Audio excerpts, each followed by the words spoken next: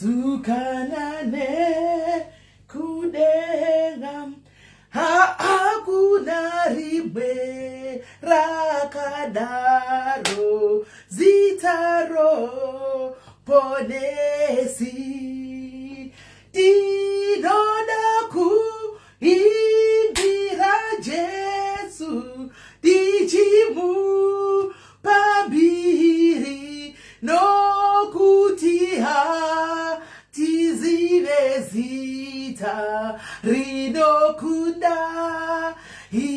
isu tinoda kuimbira Jesu tichimu pambiri nokuti tizive zita rinokunda isu tinoda kuimbira Jesu tichimu pambiri nokuti tizive zita rinokunda Asa, hallelujah. Uyai Jesu, uyai. Isu tinoda, yes no. Kuimbira Jesu, tichimu pambiri nekuti zive zita rinokunda hiri. Guys, itime chidedza umwe guys. Chiko. Itime chidedza umwe tifambe guys. Taina ndadatorara. Saka varanzi. Ndavanda kumbirwa nababa Tadi. Kuti nyaya kuvanhu. Ndiye shuwa ndi Jesu ano yenda kose uko kwa tinoyenda hakati yenda ndizvo zvako mwana usazo tadza isu tinoda yesi tinoda yesi mwana kumusha ujidi bira Jesu tichimu yesi mino family ahoy tu nokuti tizive zita rinokunda hirim hanzingo yaikoko atinamba yosiyana takasema imimi is 2052 kunoku is 1952 hanzo window rakavhurika hakuna masikoli window ripi futi hakuna window rakavhurika iri harisi window idoiri kuna kitchen ndindakonika panze pane paroda kunaya saka ndangobudisa ma washing machine ndikangonika apa because panze paroda kunaya hanza in good mood ini Caroline ndogara ndiri good mood ini ndinongotama 2 minutes anoza inongogumuka 2 minutes ndogara ndiri good mood nandi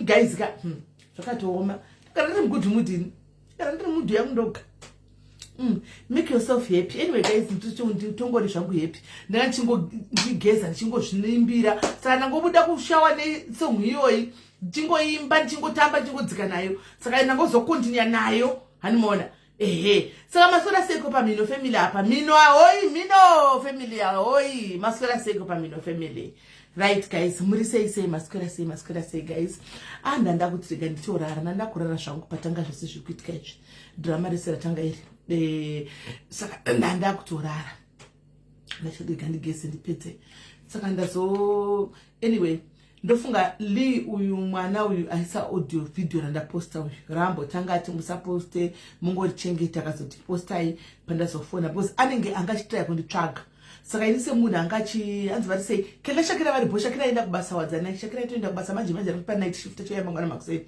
saka ndobva anditsvaga I think ndosana ndichibika foni yangu yanga iri uko ndobva asiya audio wayaya nemavideo wayaya neaudio saka ipana zito foni yangu ndikati akuchitiri kuitika but anyway angatoenda futi angaenda kwa Louisa handiti agona angaenda kwa Louisa saka zvadaro ndazoteerera mavideo aya mavideo ndiona kuti ari kuchema ari kuti ndadi ndobva ndamufonera anditika saka ndamufonda ndanga chichiri kuitika ndipo pazotaura kuti nyaya yakamira yakadai ndavingwa pano ndadai asi ini mwana wangu pana si mwana wangu indodini ndomuziva handisi kujaja handisi kuita sei anditika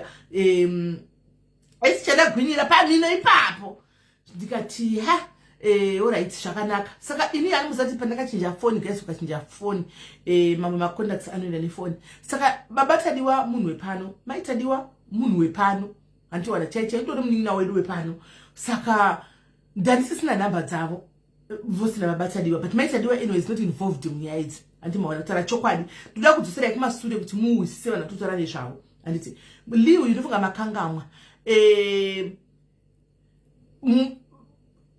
li ndeuya mwana akambouya paya nababa vaya muri kuziva nababa vaya achiti ndikudana nababa ava ndine nhumbu maiziva nyai kana muchikurumidza kurangarira kurumidzai guys itaitoni itai muchindionesa kuti muchiri kurangarira nyaya iyi paakauya achinisana naumwe baba achiti ndasingazitwa nemukadzi mukadzi uchana akazouya akati iwe wanga uchindiziva waindituka waidai muri kuiziva nyaya ati do you still remember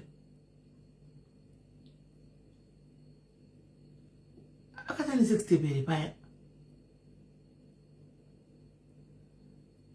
akatani 60 bere paya aitaura zvenhumbu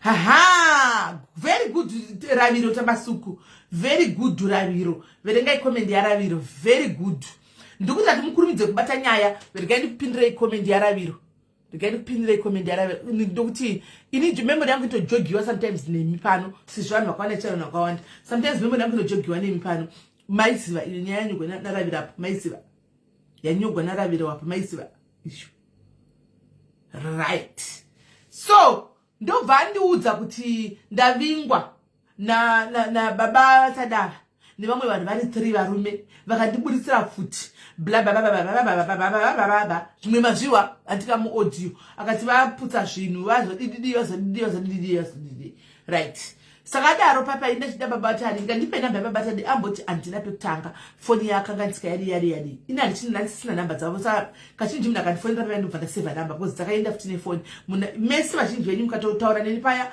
ndobva ndatoseva futi ipapo anomana saka ndikuda namba dzamaitadi saka baba tadi abva azondisendera namba yababa tadi after a while akati ndadziwana ndikati alright saka ndobva ndisana baba tadi ko zviri kufamba sei muri kunzi mapinda kumba kwomunhu mukadai baba tadi vakati aiwa nyaya inambomira yakadaro ini apa ndiri kutaura zvataugwa nababa vatadi andika iye ndandiri kumutoya kuti auye pano nditaure aripo andika kuti ifunekewani yapidhaputika let me try to call again ndoda kunditaure aripo nokuti ndandisvite guys andi hi Lulu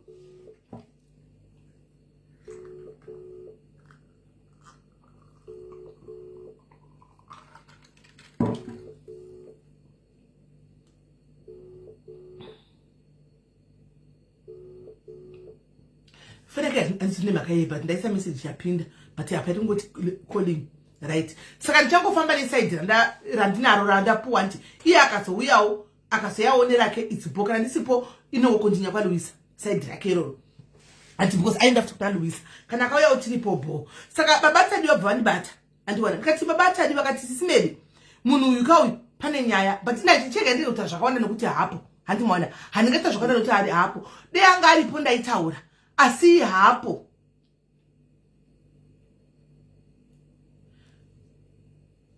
guys imbomira kundisira ma message kunoda kundisira ma message ku inbox imbomira kundisira ma message guys stop sending me my messages kana ndiri pa live etoni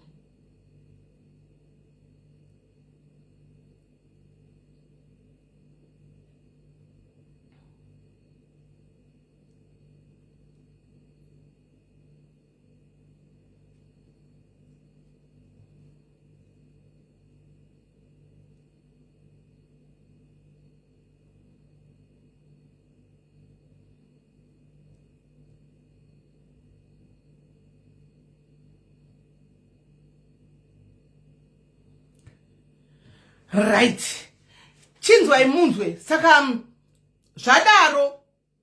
zvadaro anditika zvadaro ndobva babatsadi vakanditi nyaya iripo yakamira yakadai indainda kumba kwacho anditika ndainda kumba kwachona anditi ndainda kumba kwacho asi ndainda nemumwe womukadzi wangu hanimona ndiye wandaenda naye mumwe womukadzi wangu ndiye wandaenda naye handina kuenda ndega handiti saka handisi kuzivawo nyaya dzekuti ndipazoita zvepfuti kana ndipazita nyaya dzechi handisi kudzidzisa dzari kutaura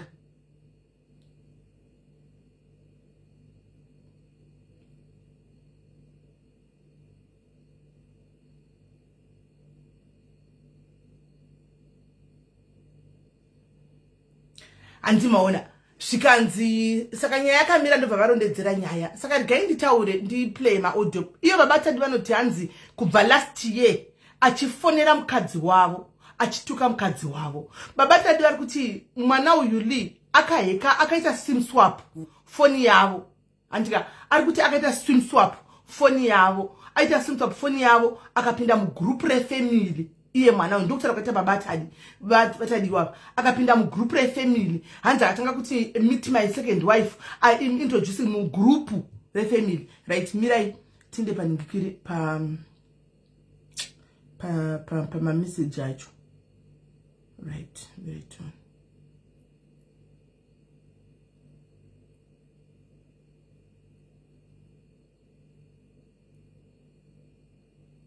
saka babatadi ndavati mune sure here kuti akacreata akakuitira sim swap ndobva vandipa maaudio avanditi ndokumbira kuti muplay maaudio aya pamberi pevanhu handi saka inda kungoplaya maaudio iwaya pamberi pevanhu mapanjosha pane hombe yandakavhuraka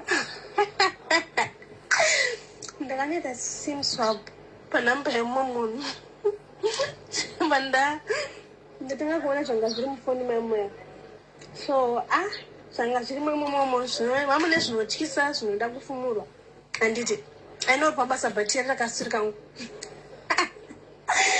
saka pangava nange madha so momzi yayo ndoiziva iri married ende mujolo wangu uyu uri married fete handiti saka momzi yayo akabva wasindachi bhati yavo inonyadzisira ine face vachifungotataura nemufesi ndava konvinsa baba kana apa ndazovati bhati banda zvamuenda zvinoenda sei zvinombonaka zvakashata wangu munhu yaiti yaida kukusumisa kuita sese fansanzi ngatisangane titaurirani do you think unofunga kuti haisi trap iyoyo pamako kana chindoira nemapurisa ndofunga kuda kubaleka pandakagara panapa because ari kutouya right saka nditi babatadi handiti kuti vawana sei audio iyi but ndiye Lee uyu ari kutaura handika kuti ndakavhura hombe ndakaita sim swap foni yemufesi aita sim swap foni yemufesi ndobva ataka kutaura namai vacho vanozvigarira kuZimbabwe nevana vavo vanotori nevana vakuru ndobva ataka kutaura namai ava pafoni achiita kunge mukadzi wababa ava namai tadi achiita kunge ndiye babatadi handika kwanza akati nditumirewo chinhu handika kuti mazviwira zvataura muaudio kwai vakatumira chinhu chine fesi kudii saka mufesi ari kuti ngatisangane saka ndotya kuti ngatisangane handiti muri kuona kuti ndiri kungoplaya ndoda kuti kana iye azouya handika tozotangira ipapo zvaizvozvi ndoda kuti tingobata nyaya yese handika tingobata nyaya because pane zvimwe zvinoitwa nevarume zvinopinza vakadzi ndavaudza bani ndikati this serves you right but now problem ndekuti mukadzi hapana chaanoziva handimaona anenge ari kumba kuZimbabwe akagara ongoona uchingofonegwa apa guys semakilometers anenge ari pakati unoita sei uchingofonegwa kana nemunhu achingoti ndinitori nemurume wako kana kuti this kana kuti unenge usazivi kuti wodini uri kure wakadaro kuti kunyepa kana kuti zvochokwadi hameno handimaona saka Lee anga ari girlfriend yababa ava anga ari girlfriend kudhara vakatouya pano zvikapera saka ndofunga akaramba achituka mai ava handimaona achisava message achivatuka achivaita message achivatuka kuda ndobva anoita swim swap here handisi kunyatsohwisisa but ngatidzokorodze zvakaritiwe mapanjosha pane hombe yandakavhuraka ndakanoita sim swap panhamba yemumwe munhu ndatanga kuona zvanga zviri mufoni maimoya so zvanga zviri mwemomo vamune zvinotyisa zvinoda kufumurwa ainopa basa bhatiri rakasiri kangu saka pangava nange madha so momzi yayo ndoiziva iri married ende mujolo wangu uyu uri married fete handiti saka momzi yayo akabva wasindachi bhati yavo inonyadzisira ine face vachingototara nemufesi ndava konfisa baba kana hapana zvowati but banga zvamuenda zvinoita sei zvinombonaka wangu munhu yaiti yaida kukusumisa dakuita sese fanisanzi ngatisangane titaurirani. Do you think unofunga kuti haisi trap iyoyo pamwako kana chindongera nemapurisa ndofunga kuda kubaleka pandakagara panapa because ari kutouya. Hanzi ndatotaura hanzi asisime ndatotaura naye Lish said yes ari police ana ndamuti aende kupolisi ndamuti aende kupolisi ndamuti aende kupolisi amboenda kupolisi yekutanga vakaramba mubatsira atizve akuenda kupolisi yechitu andika takamira tadzoka kubva kupolisi asi nyaya iripo ndeyekuti ndiyo iripo emaaudio ayatingofa noplayer atapiwa nababa vani nababa vatadiwa vacho kuti munzwise nyaya iyi andimaona timunzwi vanhu vanzwise nyaya iyi handimuri kuona then pane imwe audio anditumira I think. Hi Baba Tadiwa, it's Lee. I got a call from cousin yangu saying mukumufonera muchimuti hanzi ndakaika phone yenyu. Come on. Why would I take your phone? Ndakambokutanzira kumashure kubati trust me on this one and sikuza chichitoitika wenyu. You can come kwandiri utore phone yangu ichi uite zvaunda nefone yangu uone kuti pane chaunowana here chiri linked to any of your problems chaizvizvi. Guys, why can't you face munhu arikuita zvinhu kana pane munhu achari kuzviita? Why am I being involved muzvinhu zvachona izvozvo? That's unfair. Saka ndofunga achisa audio iyi achibvunza hana kuziva kuti baba vali vane audio yake achiti ndakandovhura nyuwani achiudza shamwari yake ndofunga hana kuziva hanimaona saka handizivi apari kuti ndokuvhekera foni jaita sei handivhuri foni yako handikuheki kudi haana kuziva kuti vane audio ndofunga vakapiwa neshamwari yake here kana kuti vakapiwa nani audio iyi hapana anoziva handimaona yekuti ndakayeka foni yavo handimaona right. So maitadi vane mameseji hobu avanotukwa nemusikana uyu kutaura kwavo. I'm just going to play one or two kuti muzvinzure since yasipira chida kuti deyangaripo azvinzwira. My messages every day. Ndinawo mafoni 3 ndaikurekoda every day. Proof ndinayo. Sorry my andisikuda sorry yako andide kubvarini. Saka apapa vazoenda baba Tadi nemnin'ina wamaitadi. Nemnin'ina wamaitadi ndopanga chinzi angakumbira regerero kutuka kwese kwavangu vachidini anomaona but ivo maitadi vacho vari kuti kubva last year hanzi anosendera nemwana wangu ane 16 years mamessage achisenda mapictures ake achiti ndini mukadzi wadhedhi vako chitu hanzi zvakawanda zvoti mukadzi ndichona naye she's heartbroken hanomaona she's very much heartbroken mukadzi akati ini ndo involvewa papi handinamboenda social media handika ndiye anobudisa hake nyaya idzi dzese iko zvino yaenda kune kumwe kwavadziona dziri handika ndiye ari kuenda saka inini zita rangu roramba chienda pop up because obviously iyo vari linked kumurume wavo saka panotobuda sere kuti baba Tadi panotobuda sere kuti maitadi handimaona but iye ndeyanga achiuya tisati tanga kutaura zvinhu zvakawanda atiudze kuti nemhaka yeye ari kuita ichi because it's wrong guys. Ndakambomutsura paya last time paya kuti chero zvoita sei kana waita era wakonana nababa nemurume handika pidzana nemurume kuna maiguritse no boy area hauende kuna maiguru kuenda kunodini murume yazopanduka manje achadi handika akuona kuti mukadzi wangu akunetswa asi baba Tadi this serves you right makazviparira imboshungurudzwa istereki baba Tadi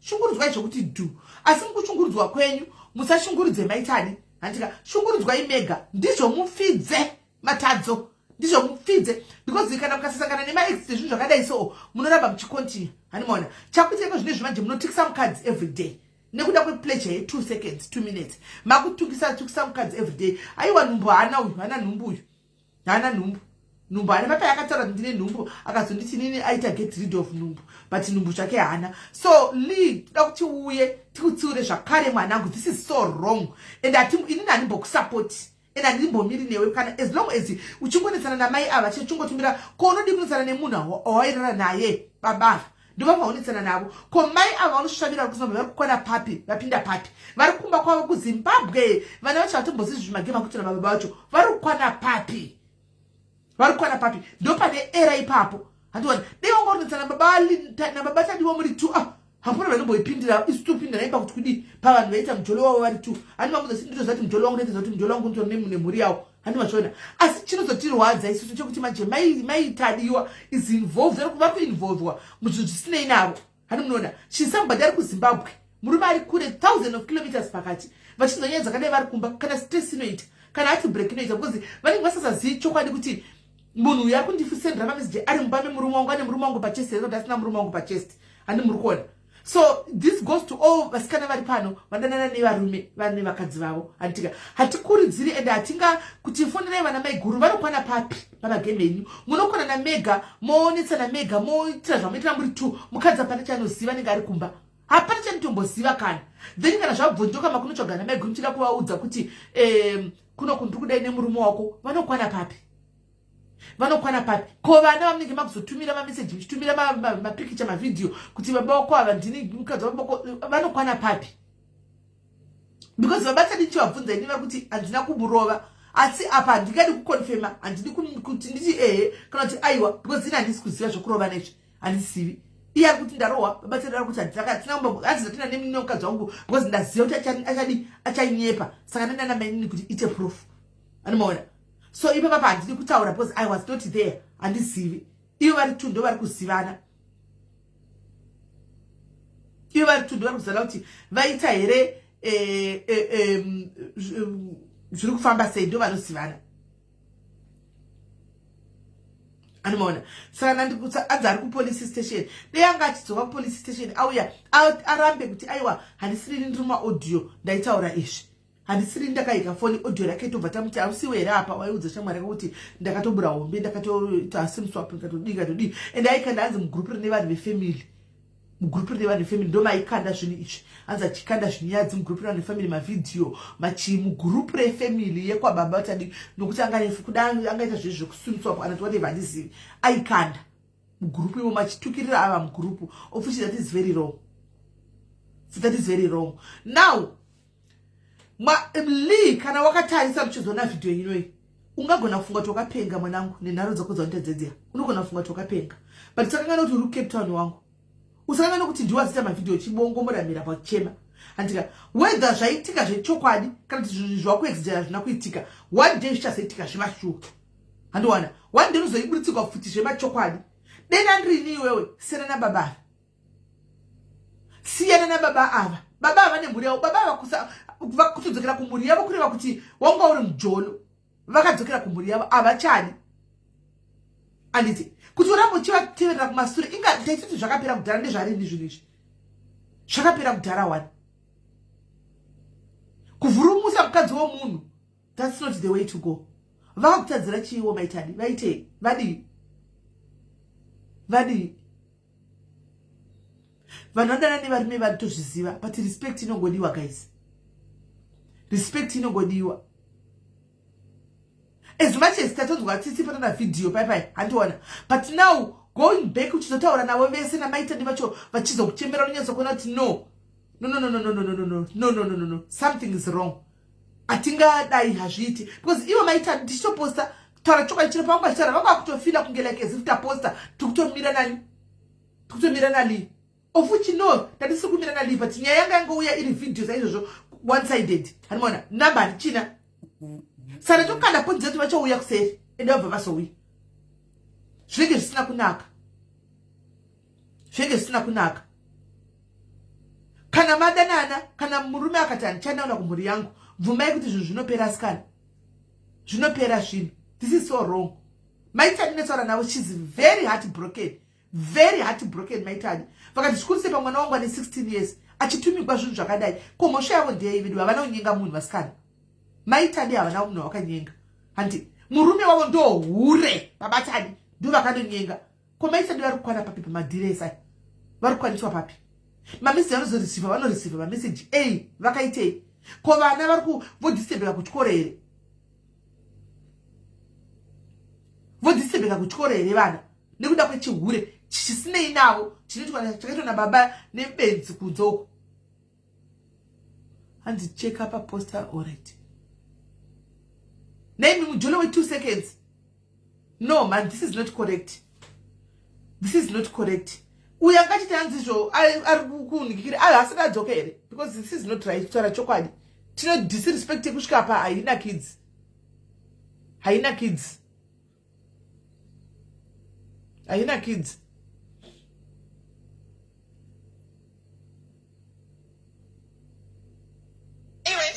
Kubarini wakanditanga kudhara last year wakanditanga ndikakunyararira. Did I ever came kwauri nchikutsvaga iwewe? Did I ever send you message uchiuya kumessenger nema different numbers uchindituka uchinditukira chi? Wainditukira chi? Ndauziva kuti wainditukira chi?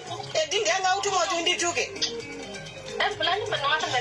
Ndati wainditukira chi? Ndauziva kuti wainditukira chi? Yes, wakati upedzerana naEd. Wainditukira chi? Wainditukira chi? Ndozvandaziva kuti wainditukira chi ende kuti uri kunditukira chi chauri kunditukira every day. You send me messages every day and sisina kana peace. Ndorara ndakadzima wifi because of you. You bitch. You are very stupid. Wakaenzana natadi wewe unoita unditemesa musoro iwewe. Unoshanda mumba uchikukura madhodha echembere ndoswera uchindituka inini uchindinetsa inini every day kundishaisa peace iwewe. Waifunga kuti haubatwe? Ndiri pano ukachitaura zvawaitaura handi wakati tose tinoziva vemutemo tishandisa kamutemo wako da kuona. Aindituka akatondituka akati pamhata sorry to say this musi uno mari mwezuro 3 days ago akati you nonsense pamhata. Waindituka uchini pamhata unopaziva pamhata pangu iwewe hure. Handisi kuda sori yako handisi tomboida ina handitomboide. Ndaitofunza kuti unondituka unoshanda muofisi inini. Ndaifunza kuti unoshanda urovai munhu ndiani munhu ari pambo rova munhu. Handisi kuda. Last year ndozvawakaita futi. Wakauya ukandishambadza kufacebook iwe uchinditukisa nemabhururu ako muchiuya muri tag team uchindituka uchinditi hure iyo ndoyamutafira yekuti nditi hure dakukustrokesai. Ndistrogezeka. You see? Live and kicking my dear. And what is when a statement that you would and I got a dara not now. Would you have not smell? Hey guys, you want to pay on one botaura. You want to pay on one botaura.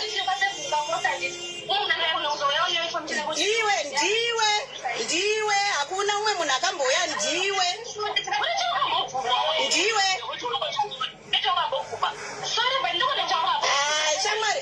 Shamari yako handikuziva handambobvira ndakakutsvaga undishaisa mufaro inini nevana vangu inini tadiwa unomutukira chi? Uya pamunhenzo ndine nhumbu yadhedhi wako nhumbu yawinayo ndenzou isingazvaro. Unofunza ndofila sei ndiri ndiwewe uchiitwa so unofila sei iwewe?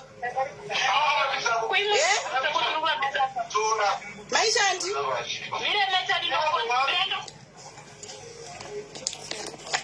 handi muri kuona mai ava vangachitotaura vari kuZimbabwe kwavari izvozvi munin'ina wavo namabatani ndo vaienda because zvaka zvanyanya everyday magrupu ekufamily akupostwa mukadzi achituka everyday mwana achitumirwa mapikicha nechi ndopaona zvanyanya mabatani ndokusimuka namainini mudzimai munin'ina womudzimai uya kutaura ndokunofonera sisi vamuwana li ushu ndopanga pachitaura chimaigruva vachitaura kuti rohwa ikoko handiwana ndimainini munin'ina wavo ndichaenda kunomirira sisi vake inoti iyo vari kuZimbabwe hani muri kuona so ndo mamiriro akaita chi kutaura kwavaita mamiriro akaita chi akaita nyaya iyi hanimaona saka kutaura chokwadi ka mwana uyu akelika ari wrong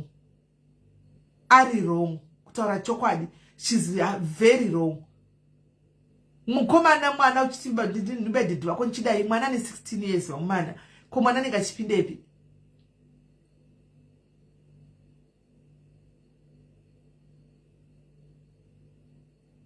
ko aipindepi kwasisimeri unoya sitokuudza chokwadi chicho zvatakuita izvozvi tungotara chokwadi unoya kwasisimeri asi chokwadi sinongochitaura because hakuna mukadzi anozombofa akakuzirira zvinhu zvakadai hakuna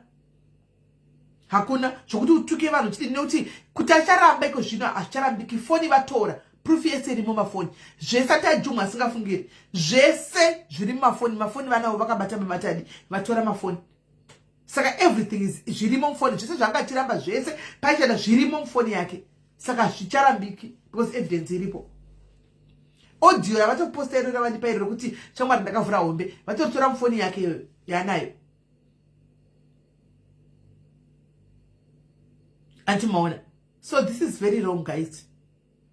This is very, I feel for my time, because apana pavanokwana mukadzi atoshungurudzikawo. Hakuna mukadzi anati murume wake hauri, guys. Hakuna mukadzi anati murume wake hauri. Asiti varume vanongoita zvimwe zvinhu kunzoko zvaunenge usingasivi. Voti zvekuneswa nemurume mukuru, voti zvekuneswa negirlfriend inenge chiya chikutumira zvinhu ichidini, guys. Kana ndimiwo, I feel for her. Kutaura chokwadi, this is not right. Right. Asati ade anga uya ke tataura ndaisomudza aripo because atingambosekereri zvakadai. Kutaura chokwadi atisekereri zvinhu zvakadai. Tingatoye vanhu vakaipa pamberi paMwari chaipo atisekereri zvinhu zvakadai. We don't. Atimbosekereri zvinhu zvakadai. Azviti. Wanda kufona fonai. Fonai itai fast mufone tipinde dambotora makuhare Gina Daniels. Kurumidzai. Ndakuinda unovate vakwanda kubasaka. Ndakutora makuhare Gina Daniels. Kurumidzai, guys, fona itiwe. Baba tadi wabve vagura. Baba tadi imbodaira ndambokutuka yanzvadzi yangu. Hai man. Baba tadi mauri padhuze naimbokukanda ichamatsenga nzungu chaiko. Saka zvonakidza mukadzi achishungurudzwa achiterrorizwa kudai. Shuwa zvonakidza. Zvonakidza. Nekuda kwemujolo we2 seconds.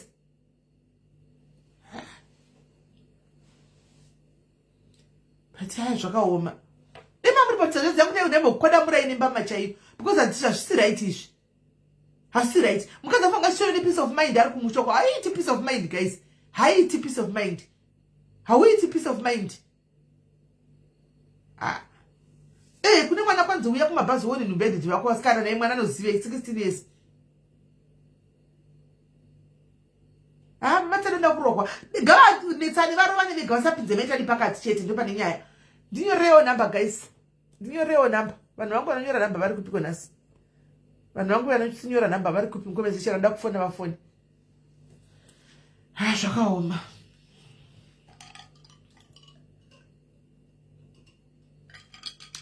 Tani vanozviitisa. Babatani ndomupara nzvongo, babatani.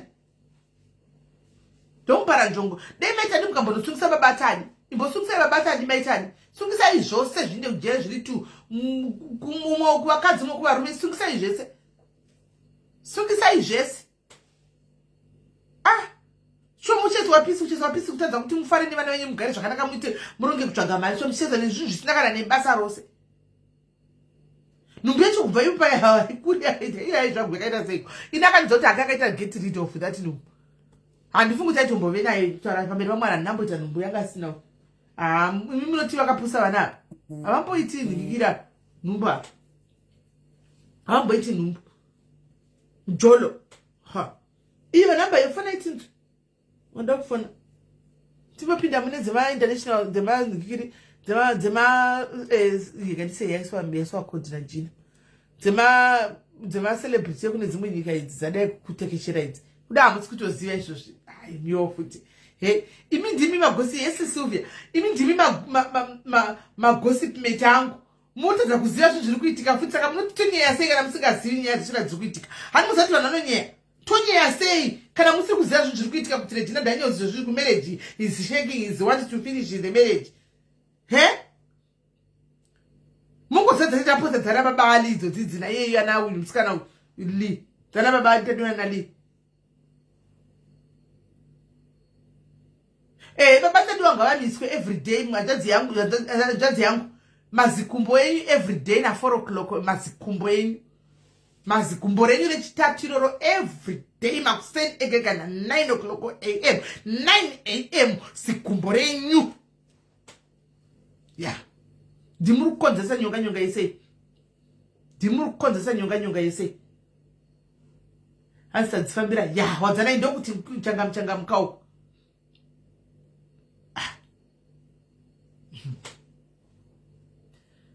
Apana la kufona vanhu matoshotoka. Toisiya idu ikai. Tochisiya itopinda yedu yekwa Regina Daniels. Yes laina. Topinda kune yekwa Regina Daniels. Guys. Muri kuziva here kuti hakuna kwa Regina kwazvina kupinda zvakanaka. Muri kuziva here kuti Regina anga achishungurudzwa every day naNedwia. Anga achishungurudzwa, anga tori mu-abusive relationship, guys. Anga ari mu-abusive. Achitaura zvati zvandogara kuti musa envy You guys, you envy people. You see Regina Daniels, you know, with that BBL structure. You see Regina Daniels, ari mumamota, ari mushima private chichi, and you envy. Behind the closed doors, a lot will be happening, guys. Shouldn't any marriage relation? I don't know. My marriage is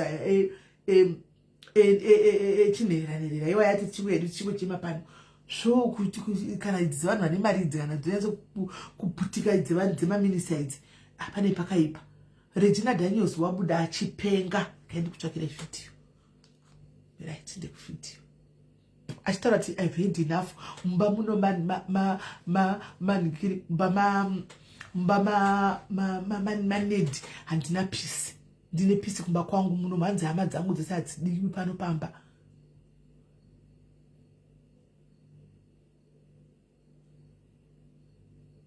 Hadzidiwi pano pamba hama dzangu. Vana mai vangu havasviki pamba pane vanosvika kumba kwake havasviki kumba kwake. Pisa guys.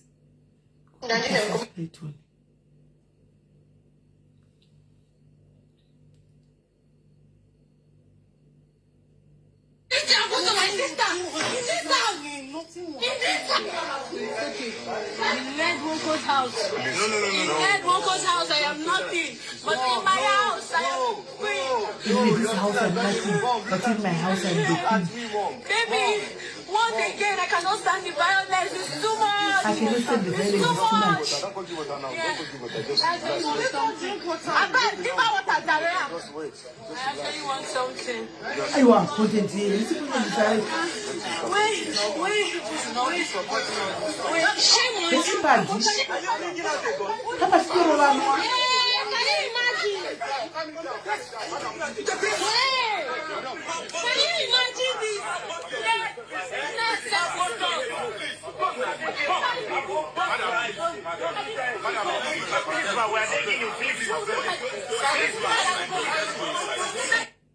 Auntie Mayona, Auntie Mashona, I see the kitty game take a corner.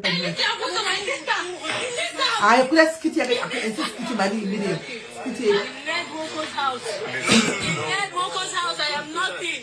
But in my house, I am queen. You're still as valuable, Mom. Look at me, Mom. Baby, once again, I cannot stand the violence. It's too much. It's too much. Mukati konde mchiona kitu na tinegi in this house. I've got no peace. Hakuna konde ndia kale. Wait. Shame on you. Papa store one of it. Can you imagine this?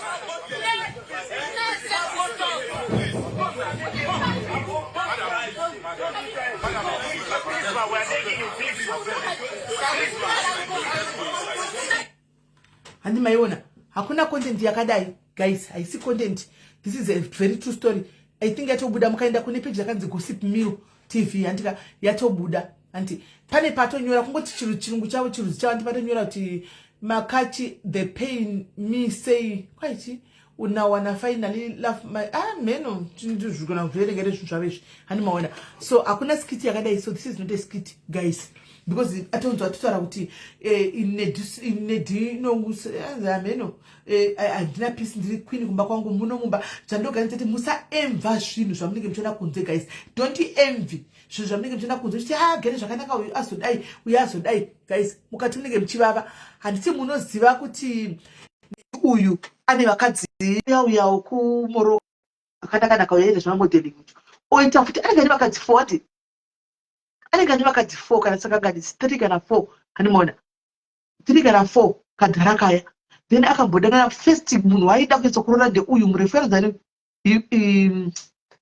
anoacta kunollywood murefu yaronzani Chika Ike ndiyo akaita first girlfriend. Chika Ike anototaura nzini Chika Ike akabviswa virginity nanedi icho chidhara ichi handimaona. Saka kuna ane 6 anzane 6 wives. Regina Daniels ndiyo kwesitira ndiye number 6.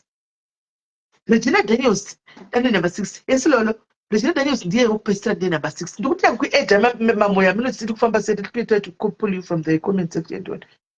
Buda udzoke mamoya. buda udzoke mamoyo ndini buda udzoke tika ike ndiye aitwa yakabvisa virginity tika ike uya hanimona samudhara uyu anoda vakadzi hanimuri kuona panape paimbogwana ndingikiri na Angela waya Angela Queen Angela jaindi chimuholiganishi chiyaichi chekumbonisana Miss Johnson halokola rikatipa wakola neganejist halokola Ai sisimeli masereni. taswera usera sedia Aiwa taswera. Nyaya munoziva chii sisimeli? Nyaya yaRegina Daniels inoda kuuya kuti muite kakudzidzisa vanamai. Vanamai ngatigutsikane nevakwasha vanenge vadiwa nevana vedu ngatisapushire vana kuvanhu vari mari just because we want money. Munoziva kuti mwana uyu akanga aine boyfriend yake awedzera nake kadiki kainga kakanaka kamwana kaikai mai vake because she's greedy vanoda mari vakamupushira kuna baba vane vakadzi hopa iko zvinezvo this girl is suffering because of decision yakaitwa namai vake. Amen. Because mai vake already she has money. Mai vake she's a producer anditi she's a movie producer. What was the reason yekupushira mwana kuenda kuzidhara iroro? Already she has money. Saka nyaya yekuti vapushire mwana kuenda kuna baba vaye because he's a billionaire, he's got more money. Why more money? Saka vana mai ngatidzidzei kana mwana achinga auya nemukomana achiti mama ndiye mukomana wangu wandiri kuda murume wangu uyu siya mwana aite decision yake usapushire mwana kuzvinhu zvaasinozomunetsa mangwana iko zvinezvi that girl is beautiful akaruinirwa life yake akasiyiwa nevana 2 nababa and his life goes on because ane vakadzi vamwe hope vaanavo and he's going to marry even more if he wants to because he's a billionaire. Saka vanhukadzi ngatidzidzei kugutsikana ngatisapushiridzirei vana kuzvinhu zvisina basa because we want money.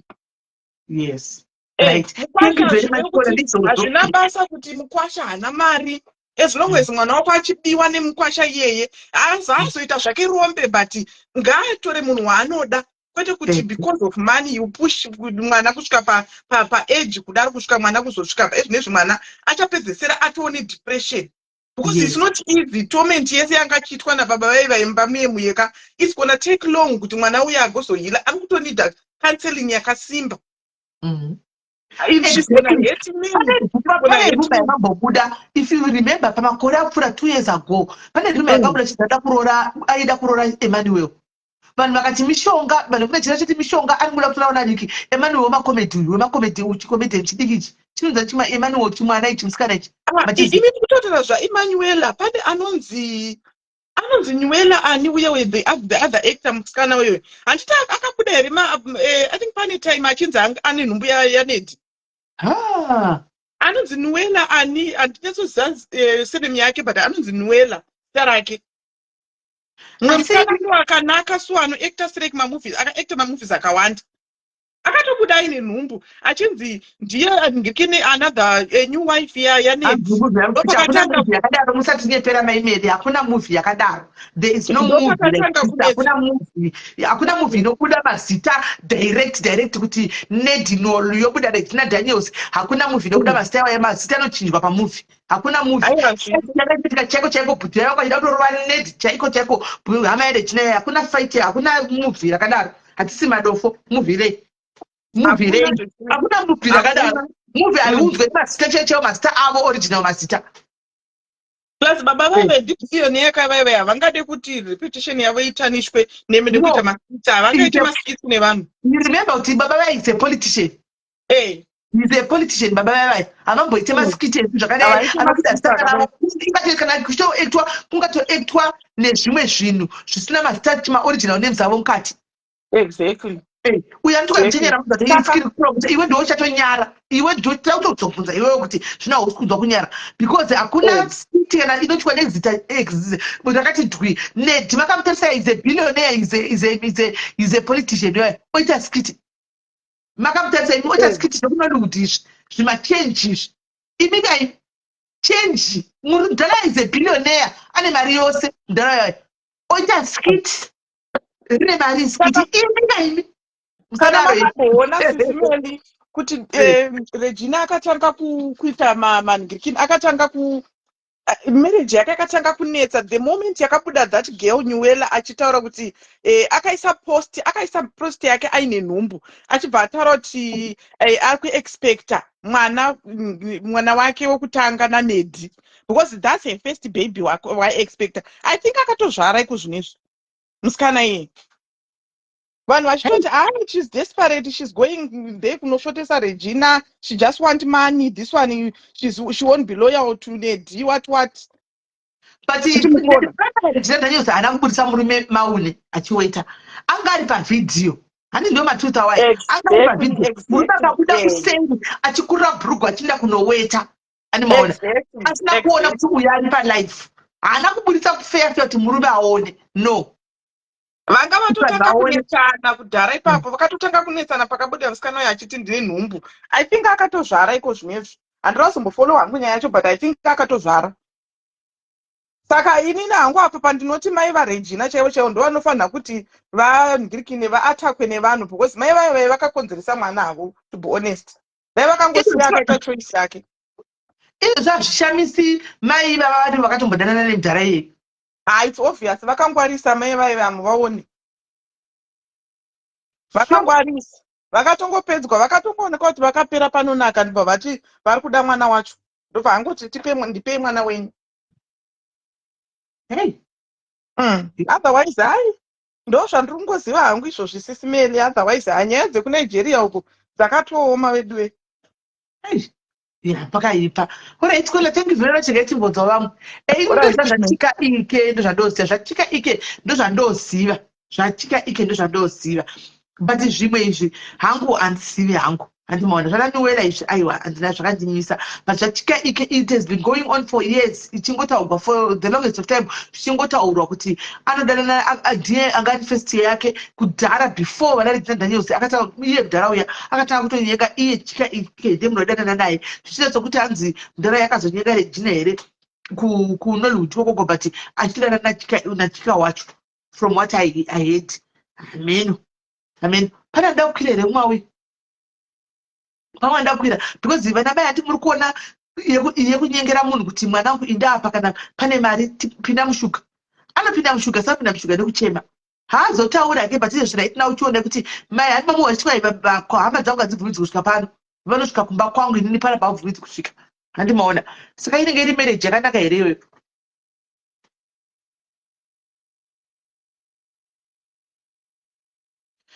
But Nyuwela mwana waya musikana ndori nevana vamwe vasikana vanavo kaNyuwela waya haasi mwana wake wokutanga.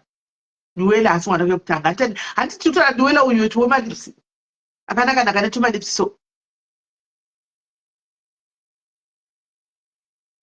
Ndikuti akuedha kukola pamusoro apo.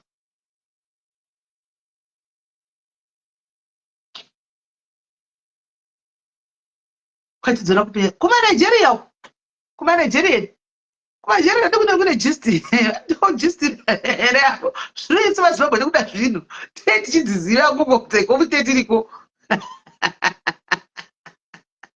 kwaina netsa ine hangu zvina ndichime ndiri muprivate jet handiti kuona kuti iye ari muprivate jet adatosiya private jet imomo muprivate jet unenge uchikwira pato chitsva wangu zvina hangu kwira mungoro wangu ndine happiness zvina ndikwire mungoro nedhongi ndiri mungoro ndichinda kana mwana wandopafadza chasumudzika pane kunge uri muhelicopter yamwana uchibinhwa every day uchirohwa uchingofira kukwira iyo helicopter aiva zvina ndichime ndiri mungoro nditira kukwidza vamuya aramba kukwira zvina ndichime ndiri mungoro guys.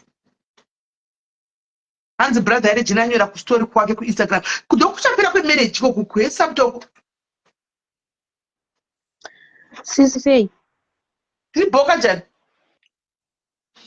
tiribo. I think Kola vari kusanganisa nyaya. Uyu anonzi Nyuwela uyu I think atiri musecond marriage, ane vamwe vana kudhara, akaita mwana neuya anonzi anoektisa mamuvi anonzi aniko uyu angati producer Chidikere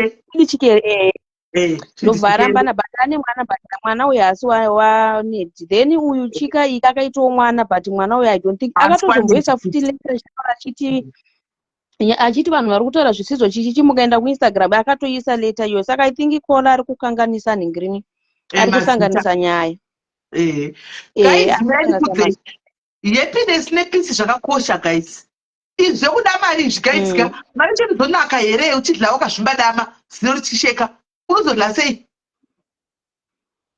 Hazviti Sisimeli muchiri kurimemba here mai vake yeRegina vakambobuda kuInstagram kana muchivafolowa vachiti Chika morning you Chika menu kana makaiona video yo but yakatendeka makazviona ka vachitogura hondo dzemwana wavo. Ndada kudzoka panyaya yemusikano yamene tichiri kuitaura here. Taurai mbuya zonge. Alright. Ini ndachida kuzama kuti panyaya yemusikano yemukuona zvinoita vanhu Sisimeli vakadanana nevarume vevanhu vanenge vachitoziva kuti vanhu ava vane mhuri but munoziva disrespecting imwe yavanozoisa soka haisi good guys. Iwewe wadanana nemunhu wako uchinyasoziva kuti munhu wako yaane mhuri handiti kumukadzi unenge wakuzoenda kunoitei upedzerana nemunhu wako wawakaitisana naye zvinhu zvako mukadzi unenge wakuzoenda kunoitei like kumukadzi kunotuka mukadzi. Inini hangu ndongoti mai ava handizivi kuti vanonzi mai ani but inini ndongovakurudzira kuti ngavamutuke bheki because unodhererwa Sisimeli. Kudhererwa kwekuko kuti unodhererwa. Inini am in this situation yakafanana neyoyi yekuti munhu it's like from 2021 munhu anenge achiramba achingokuitira zvinhu zvakadaro achikutuka uchimunyararira because inini my belief ndeyekuti handigoni kuenda kunorwa negirlfriend yemurume because murume ndiye anenge akaendera mukadzi handi muri kunzwa Sisimeli anenge akaendera saka handibhilieve kuti ndoenda kunorwisa but ndakazosvika pakuita tired pekuti iko zvinoizvi zvikanda kutorarama life iyeyo kutoti 8 for 30 akandituka ndikumutukawo because hapana kusiri kufa hapana kusiri kunyisiwa unenge uchingonyisiwa Sisimeli uchingoti ndiri mumba murume wako ane girlfriend ndokutuka. Ndakazoti zvanyanya tikutotuka nezvezvi ende ndakati this time I'm not gonna keep quiet and this time ndakati kana tichisana kusocial media ngatichisanei because I'm sick and tired. Muzimba here girlfriend? Muzimba womene apa ane murume ipapa ndakatonzwa kuti akaroorwa futi haini nezvinezvi ndakutofumurawo Sisimeli because ndaneta. Akunga kutoita unongada kutoita secret kuti secret yako ungada kuchengeta iwe uri kuchungurudzwa uda kuchivigira chi komukadzi yapindwa ndezvandakaona ende ofuti munoziva kuti Chika sometimes hama dzinenge dzakuya dzakuti hey usaposte paFacebook zvauri kuposta zvazviite inini ndini ndiri mudzisi chiti ndini bhutsu dzandakapfeka idzi dzikurwadza ini nhai Sisimeli ndi iye hama yawo ichitadza kuita unhu zvine musoro here? No mamoyo handisi kuita makwikwi inzwa mamoyo handisi kuita makwikwi nematukei but munhu akazoda kuramba achitijairira ndozodzokera makore kuitawo matukei hazvidi zvinozonyanya guys kutukwa everyday. Wati girlfriend ine murume wayo ndizvo? So uri kudza murume wacho?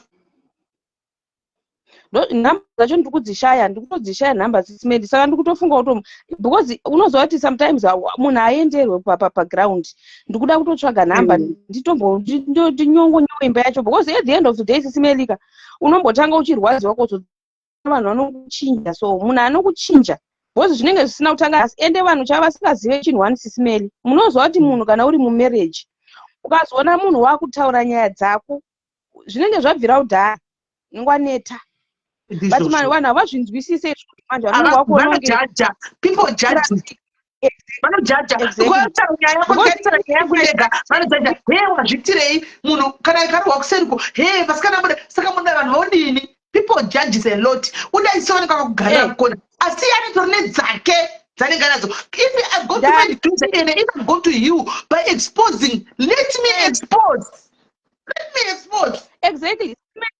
Munoziva kuti ndozvandakazoudza vanhu ndikati guys inini ukazoona ndakuya paFacebook ndichitaura zvinenge zvabvira kudhara because ndaneta because iye munhu kana asingagoni kuzvirespecta inini ndini ndinoudza hanzi ndirespect munhu ezvino ndikusikana ndipe nhamba yemunhu iyeye ndimufonere ndipe nhamba atiudza kuti ko iwe urikwana papi pamadhira acho hai inzwa ika Sisimeli ende uku kutone mwana kauku hazvineinewe izvozvo mwana wakwe ndewakwe saka nyaya yakazonetsa ndekunzi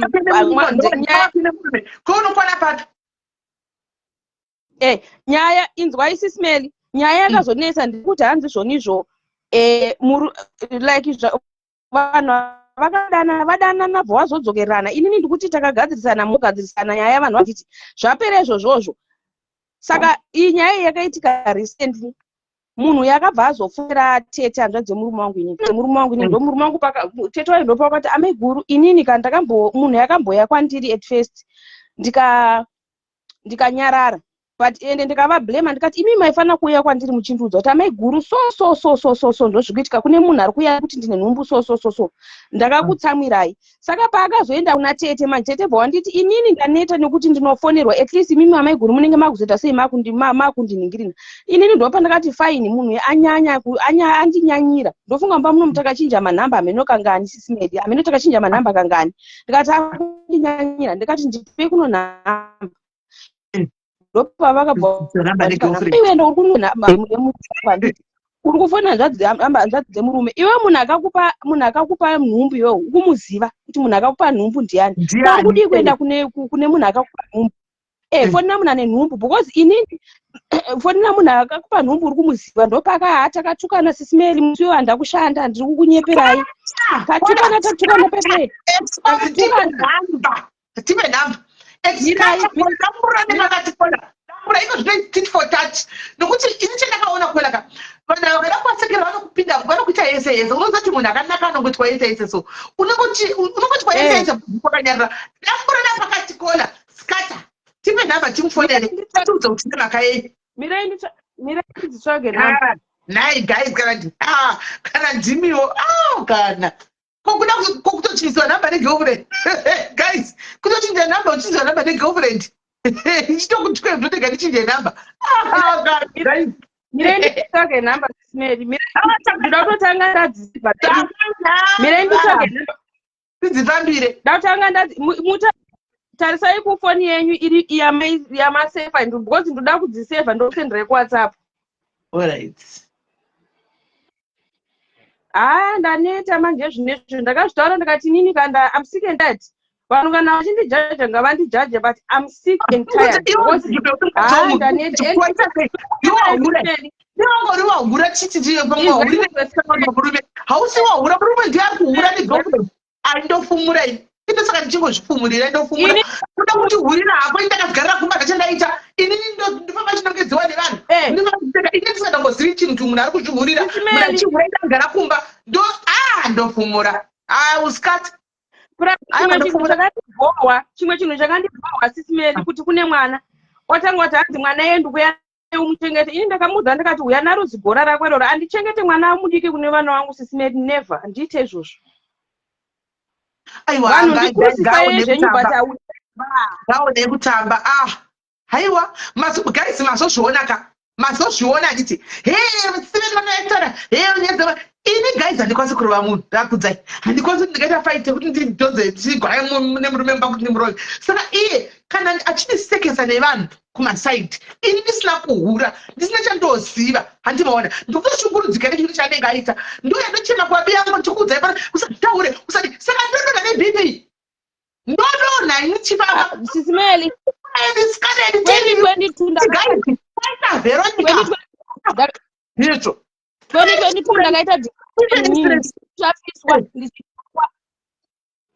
2022 ndakaita depression sisimeri ndichitukwa ndichingonzi nyarara ndichinyarara sisimeri ndichinyarara ndichiti ndikada kuti ndinofananzi ndonzwana nokuseka. Avanotsakofuna chawaita apana chawaita uri kumba ndokutokanganisigwa ndorosikwa futi hanimaona aiwa kana guys ini mutemo wangu ikozvinawo just come and say guys uyai pano uyai unganai uyai tukai munhu guys munaura simple ndonachigwawo muchibvarura munhu ndakatarisawo ndiri kumacomments because kana guys hazvisi fair munhu chokwadi chinenge siri fair sisimeli inzwe munhu sisimeli pamusoro pazvo munhu onditumira mapicture vanhu vakashama inini ndikutorwadziwa ndiri bhita guys sorry izvi akakutumira mapicture emurume wako naiye musikana wayo vakashama nene murume wangu akabata mwana zvikanzi avo baba wemwana baba vemwana vanotouya vachitonhikirira mwana. Ndikati this time kudhara ndaichema Sisimeri, but this time ndakati hawa ndinyanyira wangu, ngatipedzeranei. But mira ndikudze munin'ina wangu, murume wako ndiye anopa girlfriend chisimba. Because girlfriend murume Sisimeri, nzwaimunzwe zvese izvozvo Sisimeri adiscover zvese izvozvo. Inzwai munzwe, musikana uyu anotopiwa information neumuroyiwa nendakagara naye. Inini this time I'm going to scatter. Ndinobata nazvo ini chimarriage chacho nakanyipere. Taneta nawo varume ava taneta vasingadi kurespekta vakadzi vavo vanotukisa vakadzi. 19 years uri mumarriage guys, uri chimweitwa zvinhu zvokuvenga kana ainini guys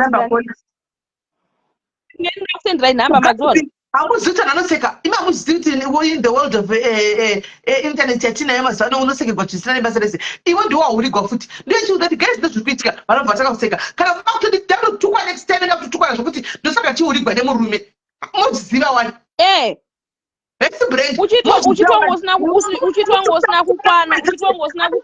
Unozwa kuti kunoitwa fuza zveshe zvokuti unongochitwa fuza Sisimeri. Unongo uchitoposta munhu wako pepe ovha wato usingazoti ukuposta ukutotukwa kunzi hapana iwe usaposte murume Facebook kana uchida peace of mind don't post your husband on social media because on social media pane zvimapande zvake just for you guys and the comment section at large vakateerera musanyanya kufarira kuposta zvivarume zvenyu pasocial media apa. Vanotori nemagirlfriends anenge achitoziva nezvenyu, anenge ari friend yako, ari friend yako aripo. Chaunoposesa anenge achiona. Andika ngavazviposte kumapeji kwavo varume ava. Musaposte vari pamapeji venyu. Simple. Aiwa varume avapo. Sisimeri mina ndikudzei. Ndofunga muri kuremember Sisimeri mimi munondizwa. Ndofunga muri kuremember pane the other account yangu yange kanzi Ashley My Day Chekete, so mukuiziva? Ndiziva. Munozva kuti ndakaidhilitire chi account iyoyo. Wanga kusikamwa. But Ashley ndakambobroken Ashley naye Ashley. Murume kwakurumidisa hauna kurwa kudhara kaiwe. Wakarorwa rini? Sisimeri munozva kuti pese pepe pandaipengereka kubvenge ini ndakarorwa 2007 ini mwana wangu ari kutena 19 years muna March. Saka zvinopengereka pepe wangu ari mumba. Pese pepe kubvenge pepe ndandiri mumba iyi. Pese pepe. But sometimes munozwa kuti people vanojaja. Munozwa kuti sei Sisimeri mira ndikudzei. People vanojaja vakaona munhu. Munozwa kuti Sisimeri mira ndikudzei. Mukuona vamwe vanhu vanouya vachipengereka paFacebook. Guys don't judge.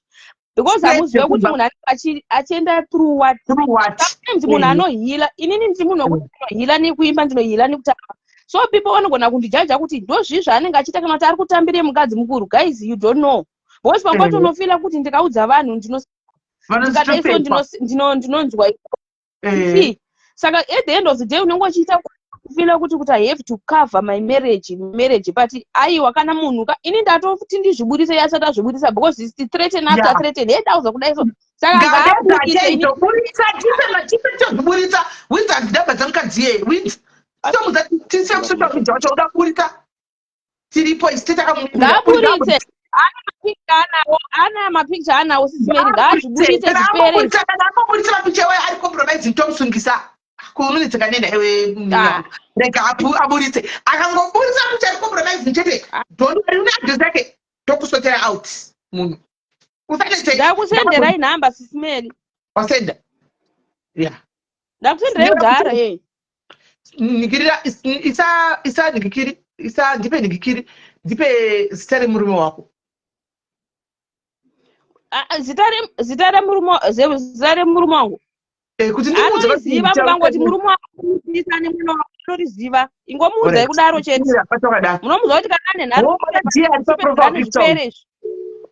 mwana ndiye ari paprofile picture mumwe wacho mukuru uyo mwana weboyfriend wemurume waari kugara naye izvezvi mukuru wacho ndiye waanotiwo murume wangu inini zvakaoma atione zvinopinda ringoti colleague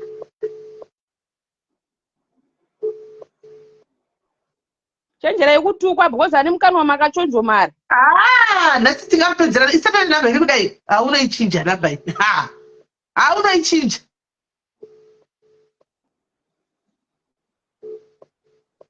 Ashley nekuza kwandoita ukaona wanetiswa kudai nemunhu uyu ka haurudza nechigananda wangu because ndokuziva kuti iwo waitova chigananda chaicho chaicho. Ukaona wakunetiswa nemunhu ka kuda kuti munhu uyu chigananda no hasi chigananda sisimeli, but I think sometimes ndainyanya like munozva kuti ndoti chiwo ini ndiri munhu wekuti handiteerere zvinhu zvemagirlfriend because I'm mature. Pane munhu ari kuetsera apa auye kuseri ko amufonere direct kuti uri kudiwawo zvekuwhatsapp. Pane munhu here anokwanisa kuya ndimupe nhamba amuudze direct kuti uri kudiwawo kuwhatsapp auye kuseri. Pamwe zvakana agona kuramba because inini akandibloka kwese, akandibloka pafoni yemurume wacho akandibloka because inini hatisimeri the same, I'm going to scatter. Handisi kutombokujaidza because I'm sick and tired. Handinganetswe nemunhu akamitiswa achitoziva zvake kuti ende inini anoda kundisvotesa dakutoresa murume Bethy murume azoti ndikati iwe wakana zvinetsa murume wacho ngawe amutore futi handabasa nazveni because I'm sick and tired. Unosvika pakuita anogara nemurume anokubloka sei pafoni nemurume wako? Anonza munozva kuti chisisimeri mina ndikudze vanhu ava vakadana 2021 until 2022 because nini ndakazozviziva 2022 akutopera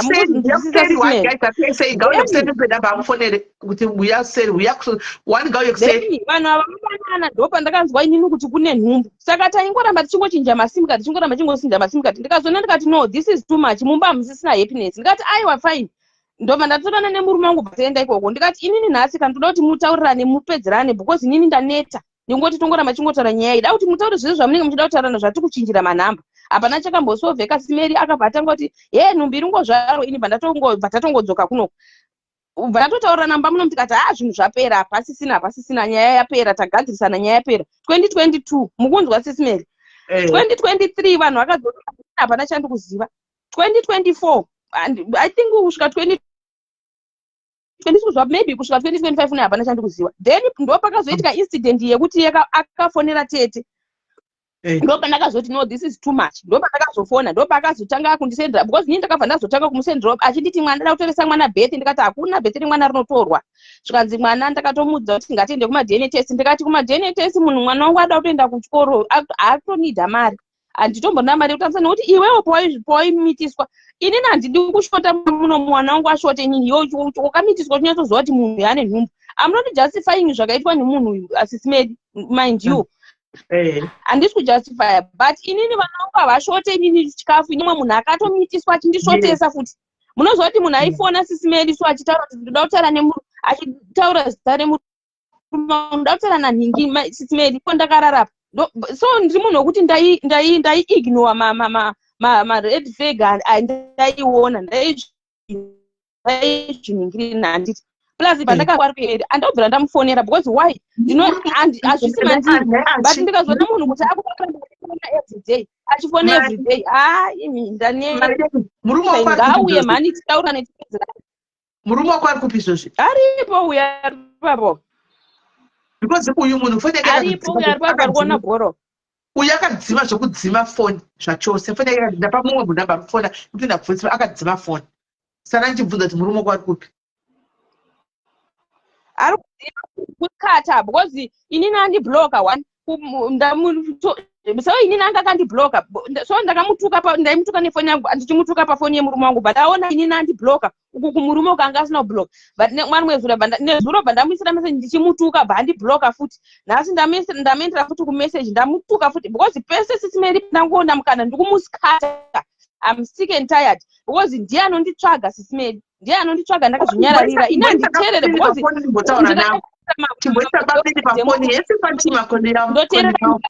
chimboisa bamini pafoni ndimbotaura navo ka uda kutaura here uda kutaura here akuramba akanyarara nai baminiko zvinonakidzere mukadzonyaya chidaisawa chichema kudai baminini ndimi muri konisa nyaya idzi zviri kufaya yawo here munofunga zviri right here nai bamini ko kuti mugadzirise imba yenyu hazvigonere. Kuda kutaura ndausiku. Akumba ku 25. Mune zvinenge zviri mavari sisimeri. Hai ini nangu andikunyepa. Handa. Saka iyo Saka munozoti nyaya vakuti chine mukadzi uyu bamina. Sisimeli 2022 ndakangonzi sorry. Mini andidi kunyepa. Unonzi sorry. Unongochinzi sorry pesa unongochimwa sorry. Andichazviita futi. Andichatombozviita futi. But ndikuona kunge zvikungo zvinenge zvichingoramba zvichingokondinya. Alright munhu unomudza kuti alright kana uchiona kuti inini alright handisi right because sisimeri apona munhu anoda vanhu tu panguva imwe chete. Ukatona munhu achimboenda uku which means ndoko anenge achita ndomudza kuti chienda ikoko kwachona haadi. Gare ikoko Munhu anenge asingadi saka alright ndoita se inini munhu vanhu vanotombondidzora inini ndamweni wangu anondidzora and I respect her so much because vanogara vachitaura kuti maidhani mukaenda ndinorwadziwa amweni wangu ndiwo munhu wandino-respect but at the end of the day sisimelika ndikunyanya kundirwadza panyaya ndeyekuti takaitaura 2022 then girlfriend yacho inenge ichindituka inobva musoni akanditi inini kana murume wenyu ane mari ndotozviziva because anenge achitipa mari yeti ninde ndichishota mari muno saka inini handidi kunyepa ende nhamba dzemunhu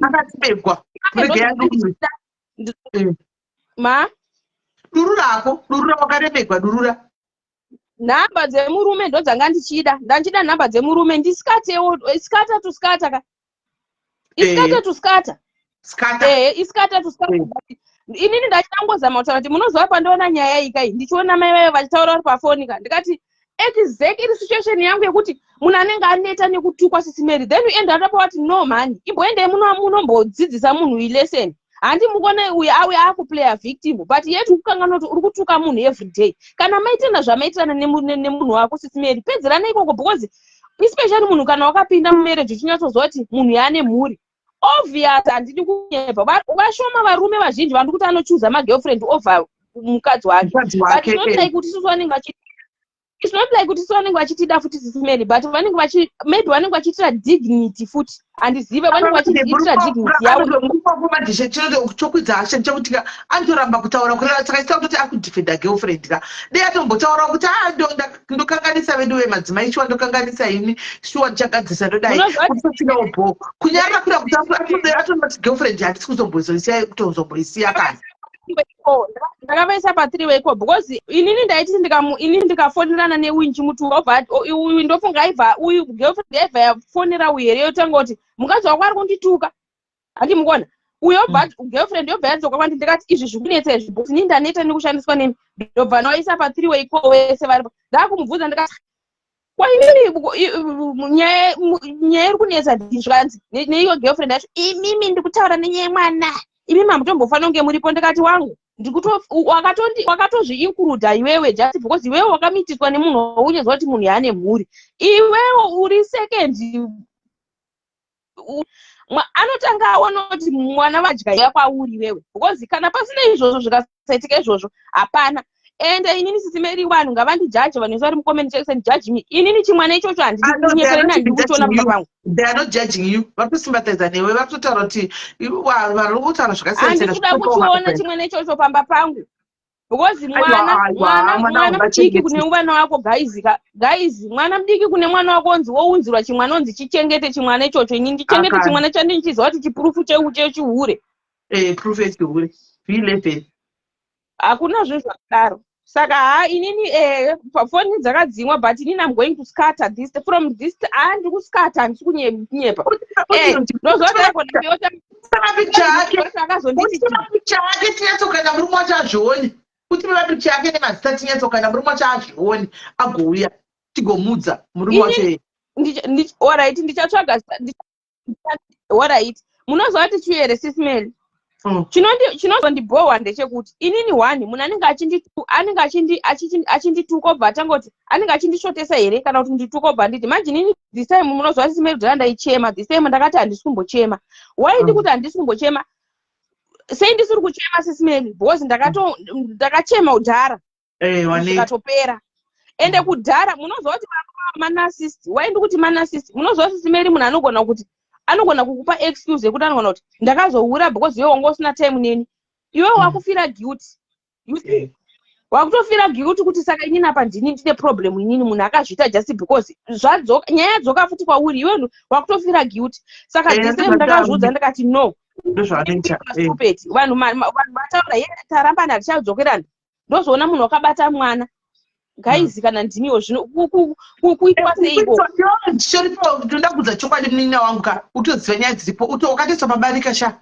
Ukaisa mabarika but ende vanhu vanotokunyeya usingatoziva tokupedza kumashure usingatozivi. Andowana vanhu vakutokutamba iso usingatozivi kumashure. Chipe zvako pikicha yake nezero tinokanda murume wachaonewo nokuti yakuda kuparadza iwewe imba yako saka ndikoko imimi bamini kana ndida zvemukadzi wenyu wetu kana vada kuti mukadzi wechituko munodi kudza mukadzi pane nzira dzekuza mukadzi wenyu ndoda tabarika kana achibvuma obvuma hamungohuriri mukadzi muchiudza mukadzi zvemumba muchinodza girlfriend kuituke mukadzi wenyu muripo ndozvivarume zvakanyorwa pamatoilet kana takutuka imoti anzwa hatina respect and what kind of shit or nonsense is this mwana mukadzi mwana mudika hana wakahurira hana chakaita ipapo wakagara wakati gozvi matako zvako chona bhora ipapo mukadzi achichema hautani mukadzi wakari kuchema hauoni mukadzi wakari kurwadziwa right now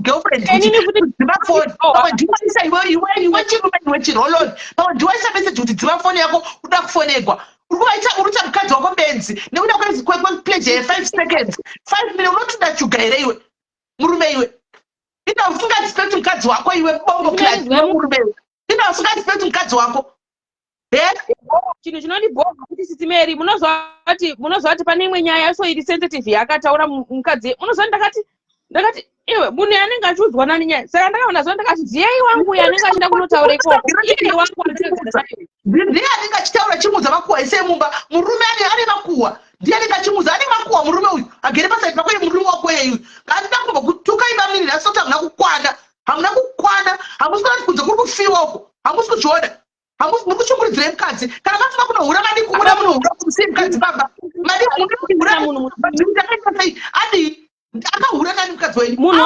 hamusi makanohura mukadzi akurufiye mwana sisimeri munhu wachona iye wanodana naye mwana wa2000 handisi but munonzi hure sisimeri kwete mboti hanzoni kwete zvokuti kufungidzira anotozikana kana kufonera nani anotoziva kuti munhu itori hure iri itori hure kurohwa kuti dzitori nyasha murume ndofunga akazomuita manje apa pese apa tanga tazorora because akakarorwa because nini ndakatozozvidzwa izvo zvikunzi no munhu yakarorwa saka kuzorora kwese uku ndakazorora just because andofunga nekuti arugara nemurume but as long as asina murume chete kunenge kusina saka inini ndakazozvidzwa ndakati nini nyaya dzenyu handidi kudzinzwa fonera dai muri 2 because ndakaona kuti simera handingaiteka peace ende munhu yese munali iyeyu zvinoita iyeyu zvokuti anenge achikushotesa zvaanoita izvozvo saka inini ndakazozvidzwa ndakati no nhamba dzangu it's wrong, it's very wrong. Tusati tuna kumudza chokwadi hanzi hatirambi gezi varume hatingazvigoni kuchidzingirira kana kuzvipedza hanzi vanoita izvi but ngarige kuita mbebe mukadzi wake muri kuona kuti mukadzi wedu ndiyakatakura kurema kwese mukadzi ndiyakatakura kurema mutoro wese uri pamukadzi ndiye ane stress ndiye ari kurwadziwa hanzi iye aritoona bhora ndichiogwadza guys aritoona bhora mukadzi achirwadziwa kana kudyawo mukadzi dzaripindi kuvata kudai hope hadziuyi nestress atichungurudzwa ndiye aita sei kura nani hapana igirlfriend yeunongoda kuzvisimbisa hatidi kunyeperana pane pamwe pekuti unosvika unozvisimbisa so uchizvisimbisa pane pamwe pekuti unodzamirwa so unoziva kuti unoita strong but guys uri wega warara so unenge wakuzvibvunza kuti bose ukaona vision yaye wauri kuona vision yemapicture wakuona vision unokamutoende munhu anenge akukuti kwaina ndokuteera ikoko pangwati unongoti saka horit ndoita sei ndine vana ndoita sei horit munhu akadaro munhu anenge achida kurwadzisa of which horit unoda kundirwadzisa but chisiyana nemunhu wako hapana sisimeli hapana murume wati variko varume vasingaite zvechifambi izvi variko handizvirambe izvozvo but ndikuzama kutaura kuti kuhura respect sometimes hura nerespect hure rako rudze kuti ukangofonera mukadzi wangu chete lavhi yatopera unoziva kuti ukaona hure richituka mukadzi rinenge richipiwa go ahead nemurume hakuna hure rinotuka mukadzi mahure atinoziva isusu mahure cheshe mahure ane madhigiri ehure apo kufonera sisimeri anongoziva kuti baba vemwana vari kuita zvemhuri yavo kwavanenge vauya kunovauyawo ndo zvinoita mahure ane dhigiri ivava ava vanenge vachidzidzira ndoiva vanenge vachifona munhu anofona kana na9 halo ndoda kutaura naningi halo munhu zvokuti anenge asina respect why ari kupiwa nyembe nemunhu waunenge wakagara naye mumba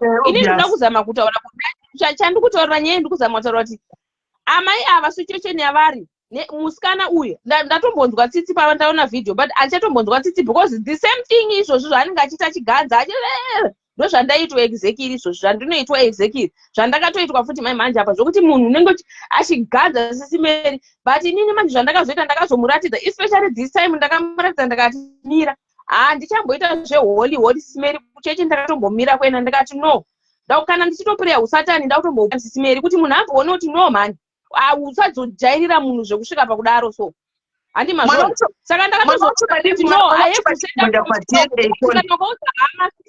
dzinongokudzora dzongokuti no ndozvinoita imba saka inini I have to stand up for myself.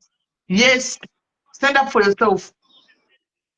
Yeah, I must stand up for myself because the same situation in amai ava mukona kuti amai ava azosvika pakuneta exactly zvavanoita zvokuti unoti alright unenge uchindituka zvakazodai uchindituka uri kunditukirei munhu akakupa mwana uri kumuzi wapedzera naye but inini pandiringopinda ndepekuti inini handisi kuzofa ndakashota zvinhu pamuno munene kuti mwana wako yada kuchengetwa iwe waitoziva kuti iwewe nemurume wako maiziva kuti muda kuita mwana iye nyakuita mwana uyo aiziva kuti achazozvichengeta sei but inini vana vangu havasi kuzorega kuenda kuchikoro nekuti iwe wako haasi kuenda izvo ndo zvandakaramba izvozvo izvo ndo zvandakaramba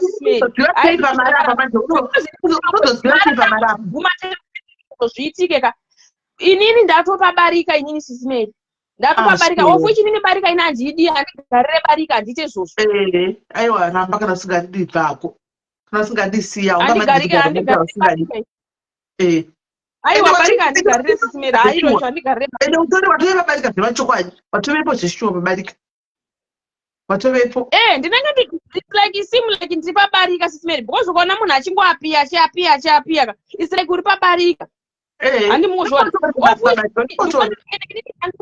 kuti munhu uyu akuti because kudhara iti tikatanga kutukana kandidena so takatambotukana last 2022 handi kutaura vazvati zii ndofunga ndopakarona nemurume saka akaona kuti maybe anenge asisina mari here anobva atanga futi handi mazvona ndofunga anenge akaura nekuchengeta mwana wako anobva atanga futi kuda kuti harasa ndikati aiwa ininika pane pamwe sometimes sisimeri panomboda kupfeka bhurugwa uri mukadzi kupfeka trauzi chaiko kumira kupfeka kupfeka because even ukana kuenda kwahama dzinongokudza kuti no ndozvinoita imba usaende pafacebook uchinotaura kana ukada kuposta mapikicha akanobva wanzi maposta akada kuenda unobva wanzi usaposte izvozvo hazviite zvinonyadzisa inini ndini ndofana kunyara ndini ndakaita zvinhu izvozvo inini vanhu jazai zvenyu ndo zvanga ndidangotaaatondibata because ndiri musituation shame I feel for you. Ndatombodurura pfungwa dzangu ndatombodurura ndikunyepa so pfungwa dzangu dzatobho so ndatombodurura akatodzima foni asitori anguri abvira kuzanwiwa foni yake haitopinda akadzima foni shame sorry akomunini wangu aito I wish I knew how to help you but I think right now make a decision Ashley make a decision kuti bamunini ava uchiri kuda nezvavo kana tofamba zvavo because it's clear uri pabarika make a decision kudhara nyimi munoenda masituations akawanda musati mamboona nchiyo nchikudzai kuti simeri so but inini ndikada kutanga dzanguka ndinonyora bhuku kuzara bhuku kudai so kunyora bhuku kuzara but ndaisefa zvinhu zvekutaura ndichiti but apa haakwazo ndosaka ndichiti guys musajaje munhu mukaona sometimes ende inini chinhu chandoda kutaura sisimeri mukaanzwa mukadzi anenge achinzi ahurira murume guys ka pamwe patonaka munofanira kutosa bosi pamwe pachina munhu anenge akuda kuona kuti apa munhu ndamborivenja kuti ambofile kuti zvinofilika zvinoita sei handi mazvona but vanhu tinoita kujaja kuti wow awirira ari pamurume zvakazenge but munhu anenge ada kuarwadziwa munhu zvokuti unoona saka munhu azoda kuchinja here saka at the end of the day ndoita sei kuti inini ndizvibatsire pache zvangu but inini I feel like kuti sometimes kutaura kwakanaka sisimeri 2022 ndakaenda padepression ndikadzirisa pamafacebook ese nekunyara ukamboto uchifamba so here kana ukaenda kuchechi unenge uchikwenyana vanhu vachikwenyana kana ukafamba so munhu utaurwa nevanhu ndo situation yanga ndiriyo zvokuti I ended up ndichigara mumba sisimeri ndichigara mumba so ndisingade kubuda ndaingoenda kubasa ndichidzoka mumba. But this time ndakazviudza ndikati I'm going to stand up for myself because even amai vangu chaivo nyaya dzese dzavadzizive idzi because ndinotya kuti mai vangu inini vanogona hameno kuti vanoita sei because havatozive kuti ndo zvanei nchiita go through kudai so. But at the end of the day ndakazviona ndikati no, handina sisi wangu wakafa last year. Saka sometimes futi munhu anenge achitora maadvantages eyo ekuti haana kuudza. Saka inini ndakutoskata paFacebook panapa every day nenchiskata. Askata. And then please help me usende mapicture ndikubatsire kuskata.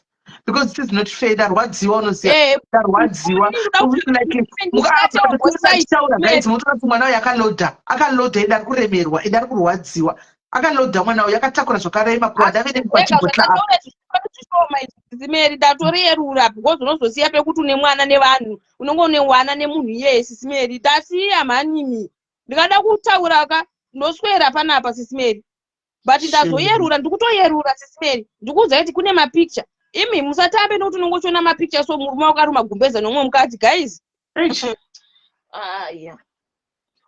Asi mapicture tongozvisimbisa. Thank you so much malisena westory yangu at the end of the day but inini ndichaskata mukazona ndichiskata musazozvishamisa. We are sorely behind you Shem, we are sorely behind you kazvanenge wangotsenda kuita tiripo paside tichamira newe kutomira newe mucomment section vakutomira newe zvokutodaro uyatotara tiskata my sister uyakati very sorry my sister uyakati eshi ndarwadziwa uyakati wagona waduru rako unorerukirwa uyakati munyararire as Shem umwe akati don't threaten if you can handle kuita gumbo panze gumbo mumba ita chinyararire because if you voice things like that he will turn the whole thing. Unozoti Sisimeri mira ndikuudze zvekuita gumbo mumba gumbo panze that's not me and I will never do that. Ini ndine mwana achizoona machiripita akadaro I respect mwana wangu mukomana ndine mwana mukomana inini so I will never handitsive chiwi nechiwi and that's handifunge kuti ndingazviite because hazvisi mandiri ini ndakaroorwa ndi mwana mudiki ndandine 18 years Sisimeri.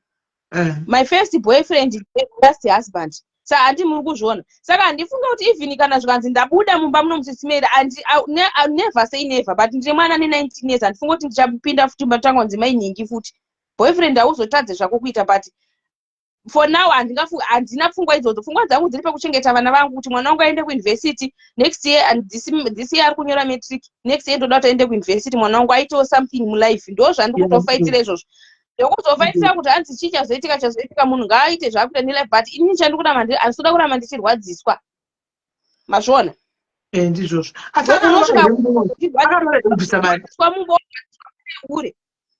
akaroora here nditira musha ndiri kunyepa ndikuzama kurespekta vana vangu because kana ndichirarama ndikuraramira vana vangu ndine mwana mudiki ane 5 years ndine mukomana wangu ane 90 ari kusha 19 years muna March ndo vanhu vandakuraramira ivavo ndo vandakuti kana ndichitosafa ndikusafira ivavo. Saka at the end of the day inini beta kuzvichuza but zvokuti kumbanze kumbomba I will never do because ndaida kuzviita ndaizviita kudhara but hazvisi mandiri handifunga kuti that pfungwa iyo inombouya. Chandikufunga zvinezvi kufokasa nekutsvaga mari Sisimeri kuti ndikutsvaga mari ndikukuudza kuti ipapo Sisimeri pandakatumirwa mafoto ndakaita kuti ndichastroka Sisimeri but munozova kuti in front of that lady ndakazvisimbisa ndakazvisimbisa Sisimeri ndikati Mwari ndakanofema so ndikati izvi zvishoma izvi pandazvisimbisa Sisimeri but ndakashamisika isi like ndakashamisika nekuti ndaisa zviexpecta kuti ndo zvandicatumirwa then vandatumirwa then ndakangoti ndakati amen ndakagara ndega so then ndagara ndega futi ndakuti du futi ndikati ndoita sei panapa I have to be strong for my kids ndo zvinhu zvandakazvifunga izvozvo ndikati because ndikada kuita wiki ukada kuita wiki Sisimeri handidi kunyeperai vanhu vanongofila sori iwe uri wiki auchashanda auchaita sei hapana munhu anouya achikupa mari hapana munhu anouya achikutengera vana vako chikafu you have to stand up for yourself utozviita strong chaizvo saka inini chandandakwirira panapa chene ndechekuti nyaya iyi yaitika Sisimeri exactly nenyaya yangu ende maita zvakanaka maisa panapa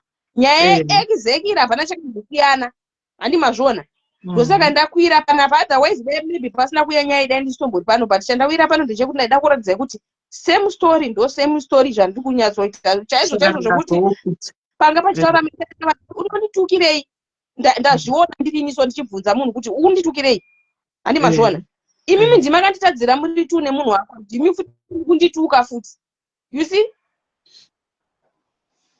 zvakaoma eish ya varume vakaoma zvavo sorry adonha tingi network yabva yamudonedza zvakaoma asikana ndagwadziwa vede mwana uyu ndomuziva kubva kudhara years back munoziva. This is not correct man, this is not right. Varume musadaro, so varume musadaro. Mwana yacho dzakatogwarurwadziwa guys, munotinyatsonzwa kuti kutaura kwacho akaida kutovhenta, anga achida kutoburisa kutovhenta chaiko chaiko. Munhu akatakura kurema, muri kuzviona guys. Zvakaoma. Atisa mabarika mai mwana asingadi. Atisa mabarika asingadi, murume ati cannot be man enough to say kuti ndatoti abarika, but atisa mabarika asingazvioni kuti ari pabarika. Hanzi mukadzi uya afa. Upi mukadzi? Rejoice, upi mukadzi wacho? Akunzi afa ndeupi? Zvakaoma. Zvakaoma. Guys, it's easy to say guys, nekujaja kuti saka kusiya buda uzoda muri kumwa chikwanzi first boyfriend yangu ndiye okutanga nekutondipidza mumba 19 years hanaye nhasi. Muri kunzwa? 19 years hanaye munhu uyu. Zvino izvozvi nhasi zvezvakaoma asikana. Mudzimba muzere kurema.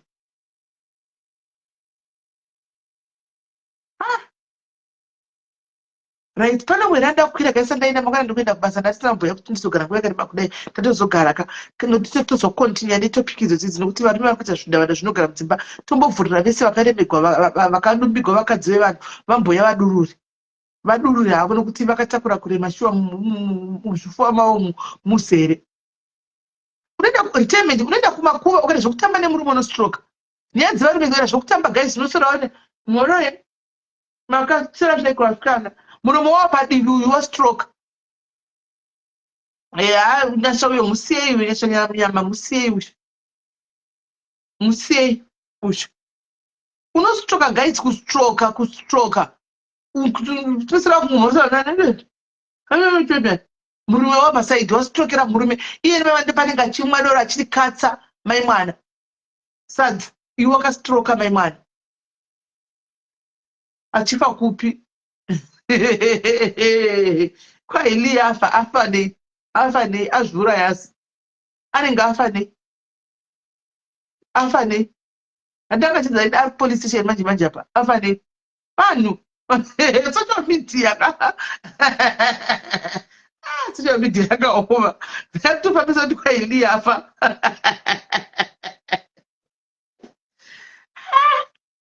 Zvakaoma. Zvakaoma vedwe. Hanzi fodadi. Antikwadza ari kuuyero. Iwo social media hawizivi kwanzi afa nei. Anombofa. Afa nei.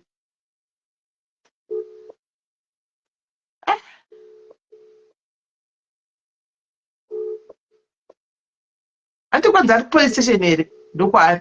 Tiri ngoti calling. Li haisi type inozviuraya guys. Haisi type inozviuraya. Kufa akana. Haisi type inozviuraya. Ndiri kutomufonera but tiri ngoti calling. Haisi type inozviuraya. Ndikadzai ari police station here.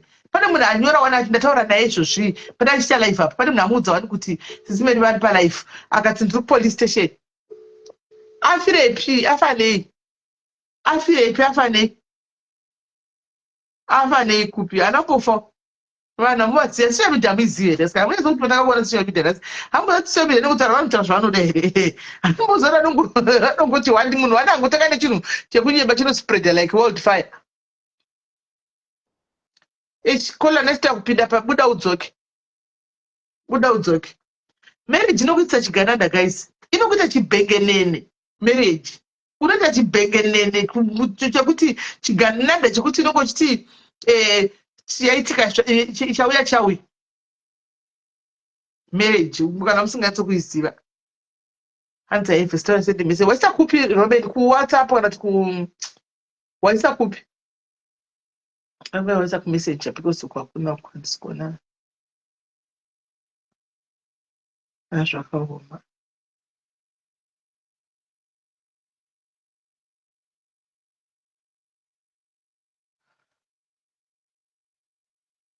Kuri message yacho.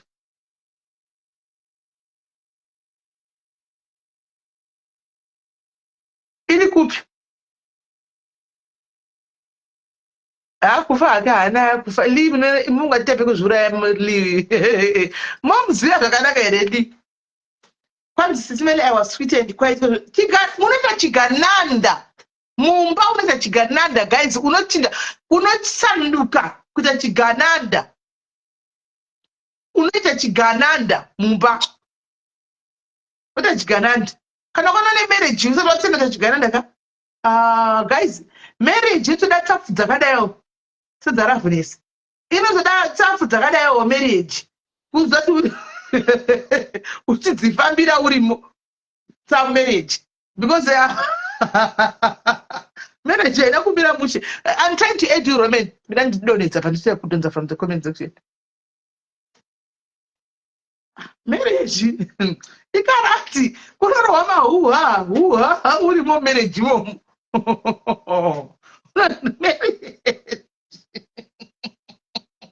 Tingaseke yedu namosa rugare guys.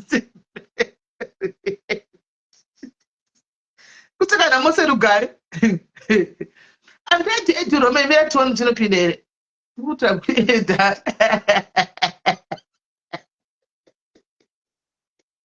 Sasa hivi mweya budena mantiri. Mweya budena buda mantiri buda nezita Jesu. Buda. Guys, zvakaoma.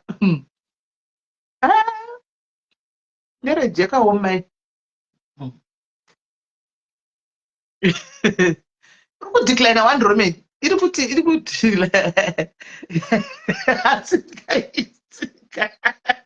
maprayer warriors ndina matei ivo kundoda kuinda kusiku. Maprayer, please prayer warriors pray with me. Mweya uya I don't care uya wakuda kuuya. Anyway, please prayer warriors, please put me in your prayers, please. Put me in your prayers. Put me in your prayers, I beg. Handisi kutogona zvangu kuita munhu anosikata haiwa handiri kudzokera kuya handida hangu kuita benzi. Madei vandibatsira handida hangu kumasatani haiwa vandibatsirei. Right, reme ndikutanga kuedha futi ntoni. Right, I love. Hi, sis Melly. Uri sei? Ndiri bo. Munhu wese muri sei? Tiri boys. Nyaya yangu manje sis Melly zvino is because ndangichida kukwidza mai guru panapa. Like the story is going to be so long. Mai guru ezinimira kona. Mai guru ezin mai guru ezin how? As in like okay ndotangisira papi ndakadana nemurume wake ndine 17 years. Murume wake angari businessman ane mari dzake and everything. And then if you have to think of it ipapo ndine 17 years noziva kuti like nange ndakanaka ndiri kabhebi kamaslender this and that vandati mukadzi uya takanyatsowonesana noziva unzi kunyatsowonesana nhamo. And then zvakazoitika inini like kuchivhurwa anyway ndiri zera riya rakura like zera ranasis Melly. Kuchivhurwa machicken inn kuya nemacrimi inn kubulawayo. I was one of the first people to be employed there. And ikauya kuzondirwisako basa ndobva ndada kusiya basa this and that. It was so hectic. Kuzoona kuti like mai guru handiti tikurudira businessman uyu. Murugura murume wenyu Mai guru vakambodanana nababa vangu ndisingazive ndichiri mwana mudiki. Oh my God. Guys, why the story, the twist, the story you talk about? Okay. That's how I'm telling you the story about my guru vauye panapa. Ndakusendera message makuseni because my guru zvino tatori my bestie akutoti ningina. Because what's happening now? Kuwani Fast forward, kuvaridhaka maiguru tipe nhamba tivaedhe. fast forward the story. I'm now dating my guru's young brother. That's why I said, this is going to be a juicy story for Sismeli Diaries. Gurumeni vano muri kuinzwa uyu akadanana nemurume wamaiguru ari mwana mudiki. Maiguru achevawo mukadzi womurume wake akadanana nababa vake uyu. Andimaona iko zvino uya kudanana nehanzvadzi yamaiguru. That's why ndakusendera imessage ndikati handakuiona waisakupiwe kwadisira kuiona. ndaisendera kumessage yenyu, I mean pawhatsapp yenyu ndikati izvoni maiguru ndakuvaedha achanyatsokudzai nyaya dzacho like me and her takataura inoziva kuti when we first had to speak, when I discovered kuti now I'm dating the young brother ndikati iwe uri munin'ina wani ndikati yowe, and then ndobva ndamufonera zvikanzi uri kudei, ndikati hapana zvandikuda, I just want to say sorry. Zvikanzi sorry yei, ndikati ndoziva kuti ndakakurwadzisa this and that.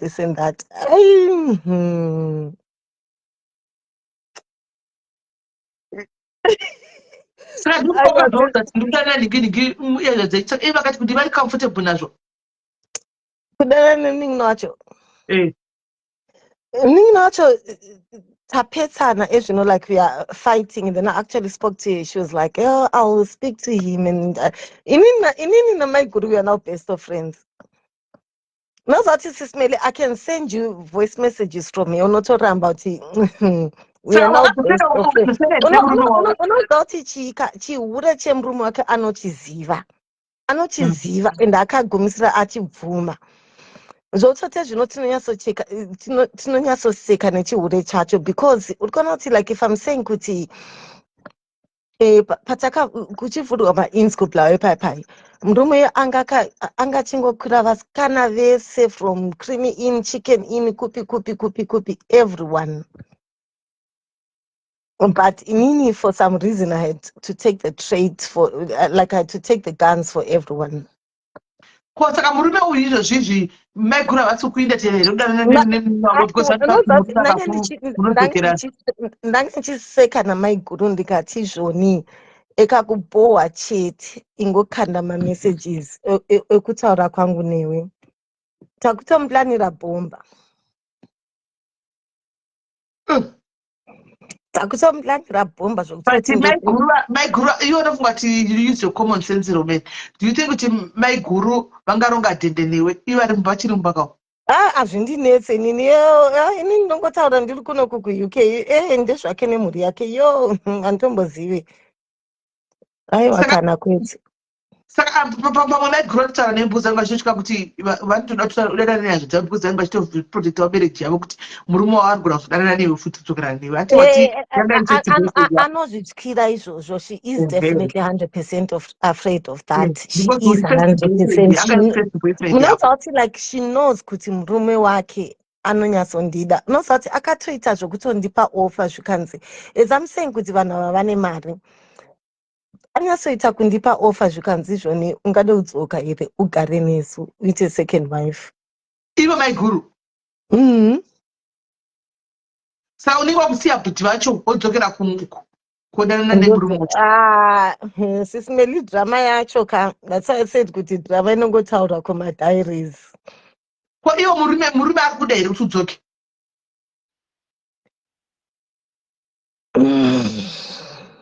Zvemurume, I'm not going to speak for him. Handizivi. Ana mbodaro iye achikuudza kuti dzoka? Aiwa zvemurume, I'm going. Aiwa, I've got Papa, I've got no words. I've got no words.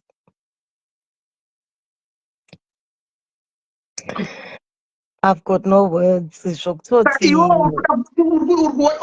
are your intentions? Are you planning on going there? No, Sismeli. I've been here for like I'm settled kunoko, like zvokudzokera kuZimbabwe. No, I mean, like Aiwa Kana, no, not at all, not at all, Kana kwete. Kwete, I'll never do it. But then my whole story was I wanted to come and share my story yokuti.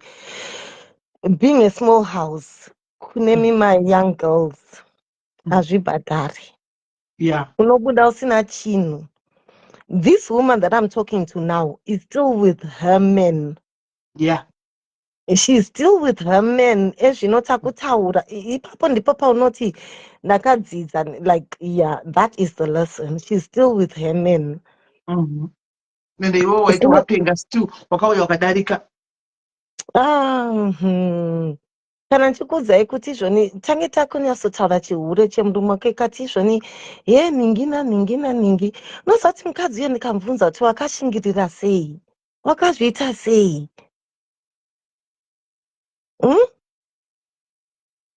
Under marriage yake.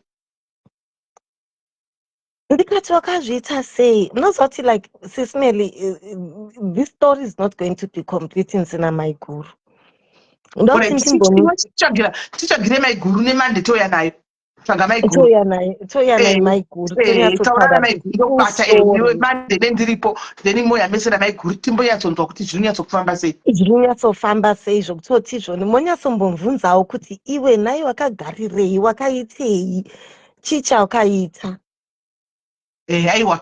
Because as you know, my guru is like a sister to me. She's become like maybe, but it is not that Mira Sismeli. Mira ndimbobvunza platform. My guru vakanditumira maningirikini macimba anonzi chini chishona. Madora. Akanditumira madora kubva kuZimbabwe nebrother yake. Ndikuzvibvunza kuti ndiwatambire here? Because somebody once had hatred for you. Anokwanisa kukuuraya.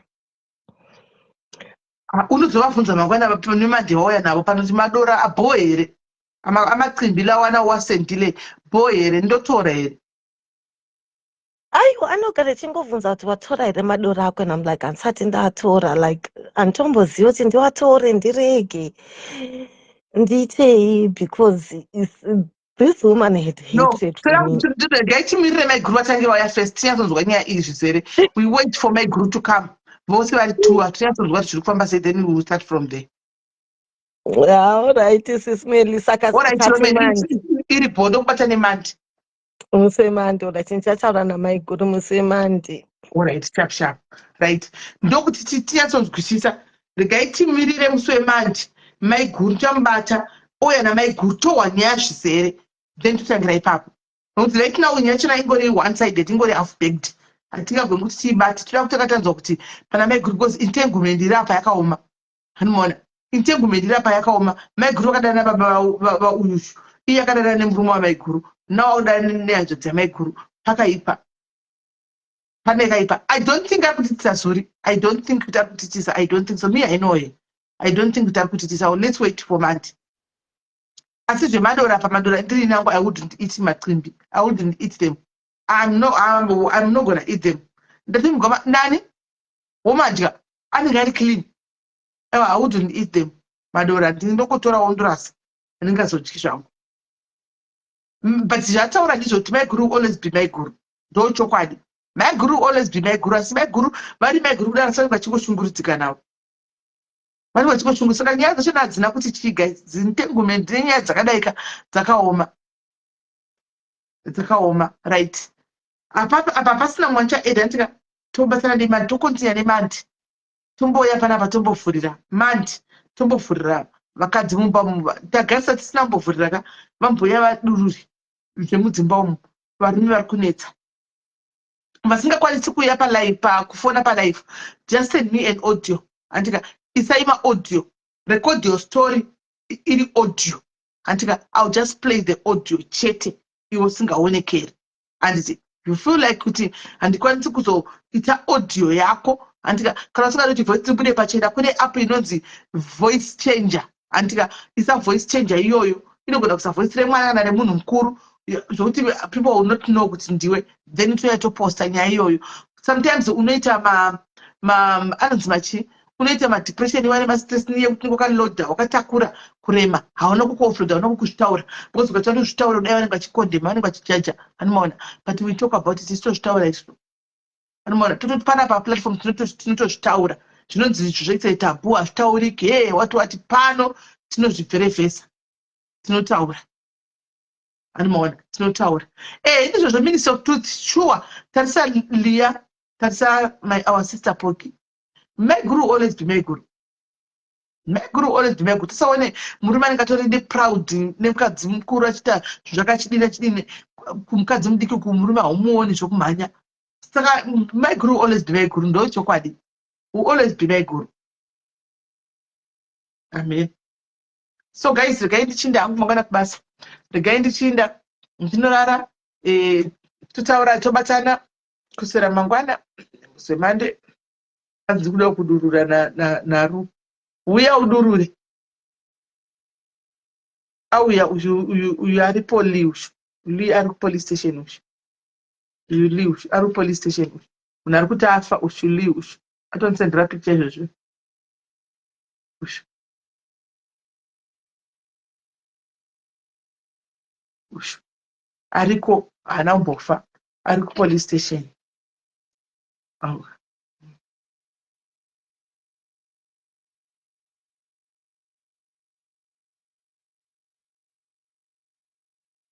anzi anonoka kubatsirwa ari police station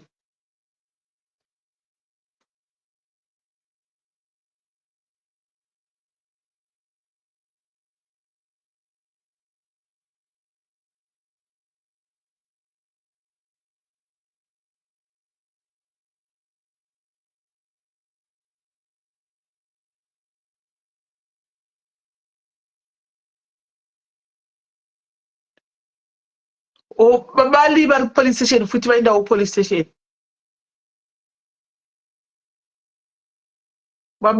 vabatadiwa vacho vari police station hanzi vari police station vabatadiwa vacho nawo okay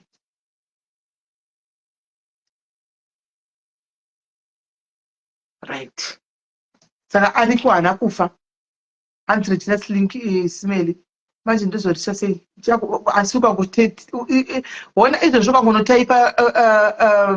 ukangonotaipa mirembe zvokuti Regina ndoinya yatanga kutobuda iyoyo mirembo ndoinya dzitotanga kutobuda idzo nitoona maningi achese amona kwaitiudzei kwasi aiwa tiri hatitauri izvodzo dzevakuru venyika dzinonetsa amona so guys pinapinda tobatsana tika morara zvakanaka guys muve neusiku hwakanaka thank you for being here thank you for being my friends tiseka panapa antika tichisanga nedzakasiyana-siyana regai timirire iyi yekwamai guru namainini vose pano nemusi wemandi antika vasingakwanisi kuti record the audios mosenda ari maaudios I'll play the audios antika muve neusiku hwakanaka guys take care